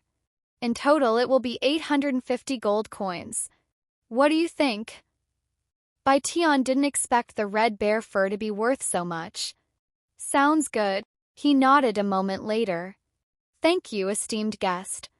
If you ever have more things to sell, we will always be willing to take them off your hands. After leaving the store, Bai Tian's total wealth increased to 3,167 gold coins and 117 silver coins. Now that I have some decent wealth, let's replenish some supplies for the journey to Galadriel. Sometime later, he entered a potion store. Potion store was small and empty. Unlike other stores, there was no merchandise on display. Instead, the walls were covered with papers of information for medicine and potions. Small health potion, 5 silver coins. Quality health potion, 50 silver coins. Super health potion, 1 gold coin. Small mana potion, 10 silver coins. Quality mana potion, 1 gold coin. Super mana potion, 3 gold coin. Small stamina potion, 5 silver coin. Quality stamina potion, 50 silver coins. Super stamina potion, 1 gold coin. Minor strength potion, 5 gold coins. Minor magic potion, 10 gold coins. Minor stamina potion, 7 gold coins. After looking at the papers, Bai Tian walked to the front desk and asked the middle-aged man working, "Do you sell any chi potions?" He didn't see any listing on the wall, but he still wanted to try his luck. The middle-aged man shook his head and said, "Chi potions? Those are incredibly rare yet hard to sell at the same time since nobody has a use of them. You won't find them in the majority of potion stores. Is that so? Then do you know where I can buy them?" Like I said, you won't find them in ordinary potion stores. The major stores in the capital will probably have them, but if you want to acquire some, your best bet would be to find an alchemist who can craft them. There's none in this city, but there is one at Galadriel. Galadriel, huh? I understand. Thank you for the information. Bai Tian left the potion store without buying anything shortly after. I have 2 days until I start making my way to Galadriel, but there's nothing else that I need to do in this city. Since he had nothing to do, Bai Tian decided to log off the game for the first time since the game launched over a week ago. After he logged off, Bai Tian started to cultivate. As much as he wanted to keep playing without rest, he still needed to progress his cultivation in order to keep up with his lies, as people would find it suspicious if he comes out of seclusion without any progress. Once there was only several hours until the meet-up, Bai Tian stopped his cultivation and pulled out a laptop from his secret spatial ring. He then started surfing the internet to see the newest trend on high fantasy online as well as gathering information, as he realized that he was lacking in that department while every other player has been sharing information since day one. Guide all known classes in high fantasy online. Still being updated. Views, 501,023,942 responses. 1,419,921. Guide In-Depth Beginner's Guide to High Fantasy Online. Updated daily. Views, 302,293,182. Responses, 3,302,000. Guide Class Tier List. Views, 191,293,496. Responses, 1,854,102. Guide Warrior Class Guide Views, 141,912,291 responses, 420,202. Guide Assassin Class Guide Views, 133,201,281 responses, 391,293. News: the first legendary item has been found by an unknown player. Views: 16,120,229 responses, 10,149. News: player Red Demon just reached level 66. Views: 13,122,961. Responses: 13,190. News: a new bronze rank dungeon has been found in the Magic Kingdom. Views: 4,230,192. Responses: 8,192. Recruitment: Guild Black Lotus is currently recruiting level 50+ players. Unique classes are welcome at all levels. Views: 21,381,329. Responses: 20,019. Bai Tian could see all sorts of discussions and information in high fantasy online forums, also known as HFO forums, one of the largest online forums for players of the game to share and acquire information. Bai Tian saw many interesting topics, but he looked at the one related to classes first, which also happened to be one of the most popular threads on the site. Wow, there's a lot more classes than I anticipated, Bai Tian muttered when he saw that there were over 50 classes at glance. Ordinary classes: warrior, archer, assassin, summoner, martial artist, priest, knight, hunter, magician, bard. Unique classes: paladin, slayer, necromancer, monster tamer, warlock, elementalist, holy maiden, phantom. If you have a class that isn't listed here, please add me. I will reward you for your contribution. After seeing some of the classes, Bai Tian could only think that the game developers had mashed together all sorts of classes from different games. Basically, those with a slightly fancier name are unique classes. I don't see cultivator in here, so either there are too few of those or I am the only one with it. Bai Tian scrolled down to look at some of the responses. Anon 21230, I got a unique class called Slayer. Original poster, can you please add me? I would like to confirm some things with you. Anon 1923201, I am a warlock. I just sent you a friend request. When he had enough, Bai Tian went to look at another topic. Player Red Demon just reached level 66. He is currently the highest level player we know in HFO. Anon 230123, holy shit. Does this guy even sleep? I just reached level 39. Anon 129032309. Dude is definitely fully decked out in powerful gear. Anon 28183783. Wasn't he ranked 1 in the Eden Online as well? Anon 210931. For a month before Black Heaven showed up overtook him again. Anon 94231. Speaking of Black Heaven, do you think he's also playing this game? Black Heaven fan 1910. Of course. Black Heaven is definitely grinding in secrecy right now. It will only be a matter of time before he claims the top spot again. Hell, I wouldn't be surprised if he is already level 100 at the time of this writing. Black Heaven fan 2109. Why are these idiots even trying so hard when they know that they won't be able to defeat Lord Black Heaven? Red Demon fan 3333. Fuck, the Black Heaven fanatics are here already. Red Demon fan 129. Things will be different this time, Black Heaven fanatics. Red Demon will definitely surpass him in HFO. Black Heaven fan 12302. Lol. Look at these Red Demon idiots. They really think that dog could possibly beat Lord Black Heaven when we have been proven again and again that won't happen. Bai Tian left the conversation at that point. He wasn't sure when his alias Black Heaven gained a following, but he noticed that it started growing exponentially around his second year of playing, and they would always spread his glory whenever they got the chance. He thought that they would eventually get tired of such gimmick, but they proved him wrong by becoming the biggest fan club on the internet within a year. Red Demon, huh? He recalled fighting this individual many times in the past in multiple games. Meanwhile, somewhere in the Magic Kingdom, a group of players just finished clearing a bronze rank dungeon. My god, that was difficult. I nearly died at the end. A tall, handsome young man with long blonde hair spoke as he fell on his buttocks at the entrance of the dungeon. You're welcome. If I hadn't deflected that last attack, you would have been toast, said a beautiful young lady who had similar blonde hair. This game is much more difficult than Eden Online, that's for sure. The third member of their group, a tall and bulky man with short brown hair, said. Do you think that man will think the same? The fourth member, a pretty young lady with black hair and a naturally cold face, asked the bulky man. That man? Who are you talking about? The bulky man raised an eyebrow. Come on, white beast. Who else? There's only one man who can occupy that mind of hers. That monster, Black Heaven. The female blonde sneered. Black Heaven, huh? The bulky man named White Beast had a bitter look on his face after hearing that name. Stop mentioning his name, it leaves a bad taste in my mouth, the fifth member of the group said.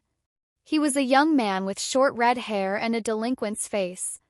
I'm not surprised, especially after that last beatdown he gave you, Red Demon. The sixth and final member of that group chuckled. She was a young woman with glistening white hair. Huh? I dare you to say that again, Silver Witch, you bitch. The red-headed man named Red Demon glared at her with killing intent. Calm down, you two. We created this group so that we can finally defeat Black Heaven, right? If we fight amongst ourselves, That man will benefit the most out of everyone here, the blonde man said. Whatever. I am not going to lose to that man ever again anyway. Red Demon sneered.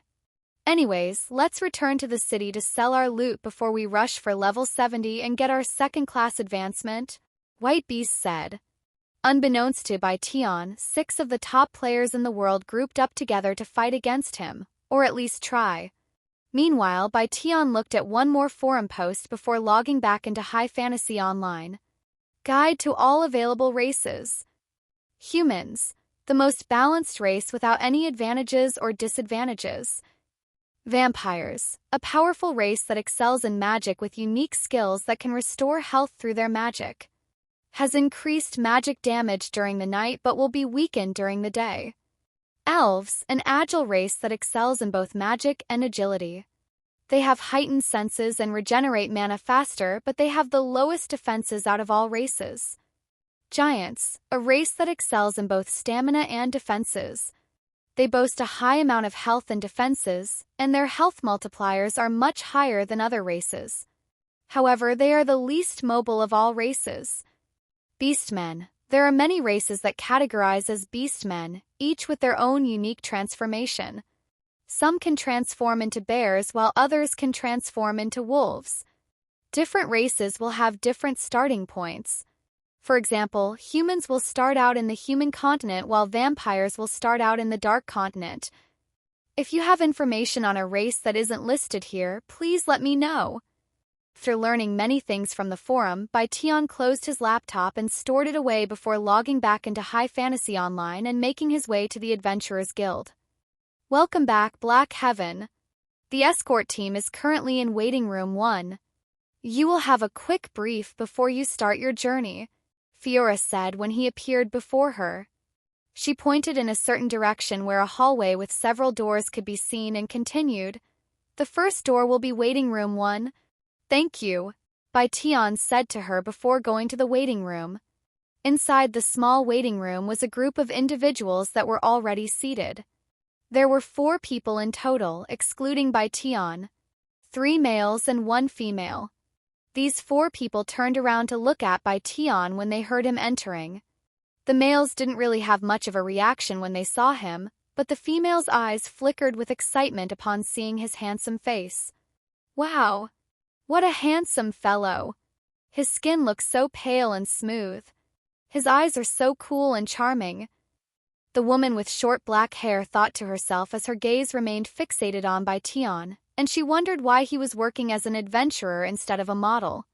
Good morning, Bai Tian said to them with a friendly smile on his face as he sat down in one of the empty chairs, right beside the woman. Hey, what's your name? The woman immediately began a conversation with him. You can call me Black Heaven, he responded.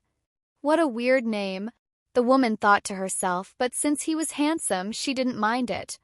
My name's Mirth, I'm a priest. Martial artist. The woman's expression immediately stiffened. Why is that so?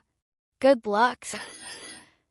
The woman no longer tried to continue the conversation and went radio silent, turning the atmosphere awkward. Seeing this, Bai Tian shook his head inwardly. He was having a hard time understanding why martial artists are so discriminated against in this world. So what if they cannot use mana? That doesn't make them completely useless. Cultivators look down on everyone weaker than them, they'd be staring down at the majority of the world. A few minutes later, another individual entered the room. She was a beautiful middle-aged woman who was luxuriously dressed in red and gold, and she did not give off the aura of an adventurer even in the slightest. If anything, she looked like a noble who was on her way to a party. I'm Jewel Daka, your employer, and I will be giving you a brief of your mission now. After a slight pause, she continued, we will be traveling from this city to Galadriel by horse and carriage. It will take approximately 3 days. We will have a half-an-hour break at noon and set up camp before it's dark. She then looked at the clipboard that had been tucked underneath her armpit and continued, so we have 5 adventurers for this trip. Mirth, level 52 priest. George, level 66 warrior. Lenny, level 69 wizard. Dennis, level 64 ranger. Last but not least, Black Heaven. Jewel paused for a second before speaking. Level 32, martial artist. Level 32? Everyone in the room turned to look at him. Not only does he have the worst class out there, his level was half of everyone else's level. However, as if everyone was too stunned to say anything, Jewel continued without any interruptions. Then we'll have Mirth, Lenny, and Dennis in the rear of the formation. The rest will be in the front. Those who will be in the front will ride in the first carriage, and the rear team will ride the third carriage. Any questions? The level 66 warrior, George, raised his hand and looked at Bai Tian. I have a question. Is he really supposed to be here? Instead of answering his question, Jewel turned to look at Bai Tian and asked him, Are you aware of what you are getting into? Monsters between level 40 to 50 will show up during our journey, maybe even level 60 monsters if we're unlucky. He calmly nodded. I am fine with that. Jewel narrowed her eyes slightly and continued. If you become a liability, we will leave you behind with no reimbursement. I have no problem with that. What an arrogant bastard. Someone in the room suddenly muttered in a low voice. Where is his confidence coming from? He's just a bronze-grade adventurer. Jewel wondered to herself. Any other questions? She then asked. When nobody said a thing for the next several seconds, Jewel started handing out papers to everyone.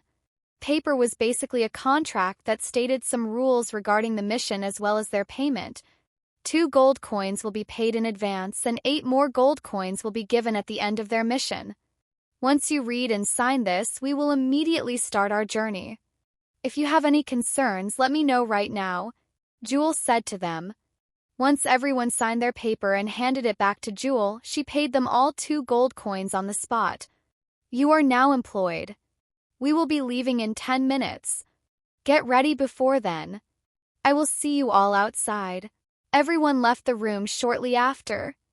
10 minutes later, they gathered in the front, where they made their way to the carriages that were located outside the city walls. There were 3 carriages in total, and they were in a line formation. As discussed beforehand, Bai Tian and George went to the first carriage while the other 3 went to the third one.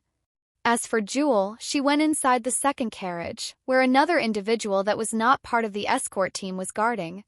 She was a tall beauty with long black hair, purple eyes, and a stern-looking face. She was also wearing a servant's outfit, but Bai Tian knew at glance that she was more than just a servant. Shortly after everything was prepared, they began their journey to Galadriel. Hey, you'll be out front first. Notify us if you notice anything suspicious.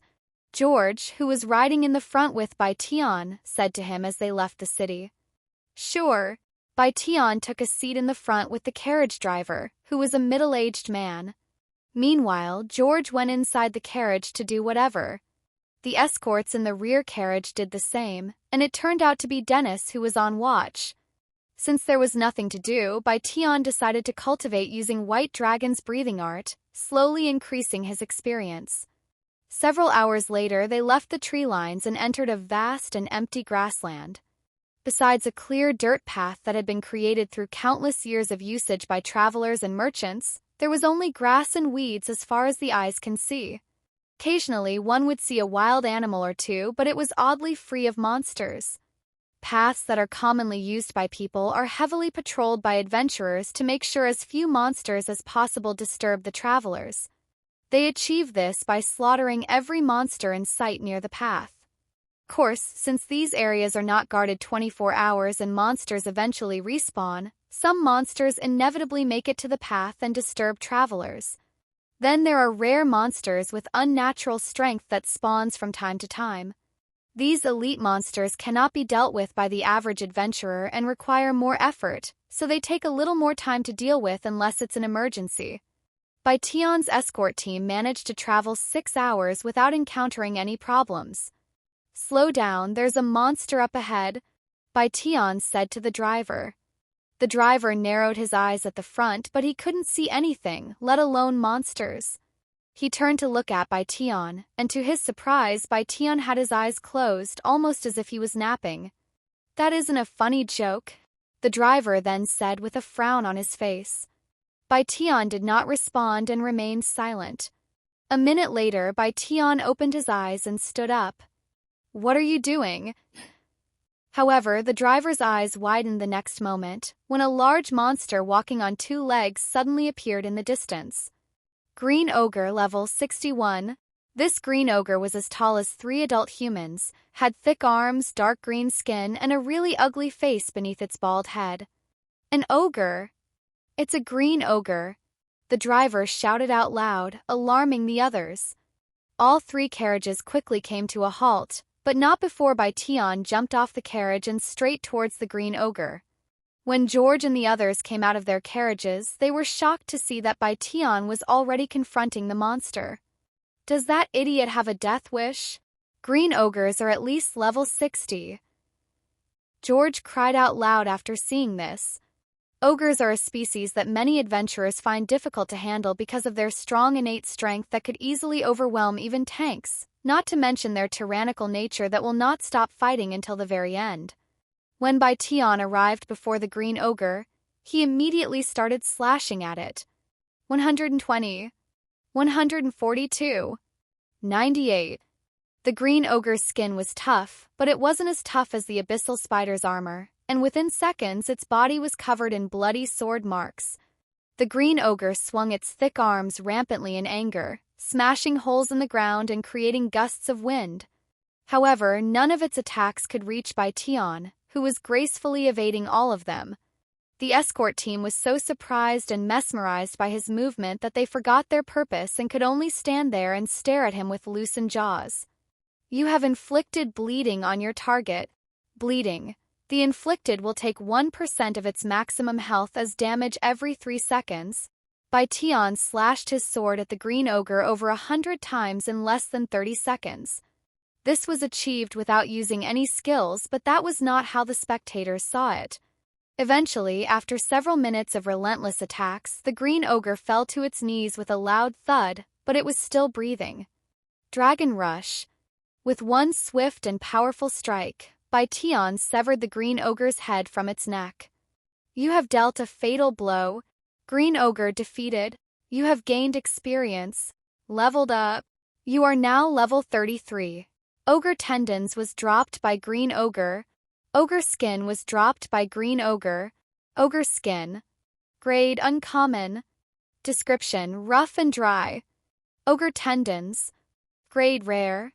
Description: Great for making bowstrings. After picking up the items, Bai Tian turned around and began walking back to the carriages, where the escort team were still frozen in place, almost as if they had turned into statues. "Sorry, that took a little longer than expected," Bai Tian said to them in a calm voice before jumping back onto the carriage and taking his seat, leaving them absolutely speechless. However, when none of them moved, he continued, "What are you guys waiting for?" Without knowing how to react, the escort team could only silently return to their carriages and ponder what they had just witnessed. "What an interesting fellow," the black-haired servant thought to herself. "Is everything okay out there?" "It's awfully quiet," Jewel suddenly asked from inside the carriage. "Yes, everything is fine. There was a green ogre blocking the path, but it's already been taken care of. We will be moving again shortly." "A green ogre, you say? We must have hit the jackpot with our escort team for them to deal with such a threat so quickly," Jewel said in a surprised manner. "Actually, it was defeated by one individual." "What? Who?" Jewel's surprise turned to shock. "That martial artist?" "Huh? No way. You must be messing with me. There's no way a level 32 martial artist could defeat a green ogre by himself in such a short time. I am telling you the truth, madam." Carriage became dead silent after that. Hey, Firescale Audiobooks here. I want to inform you that this novel will only have this last video.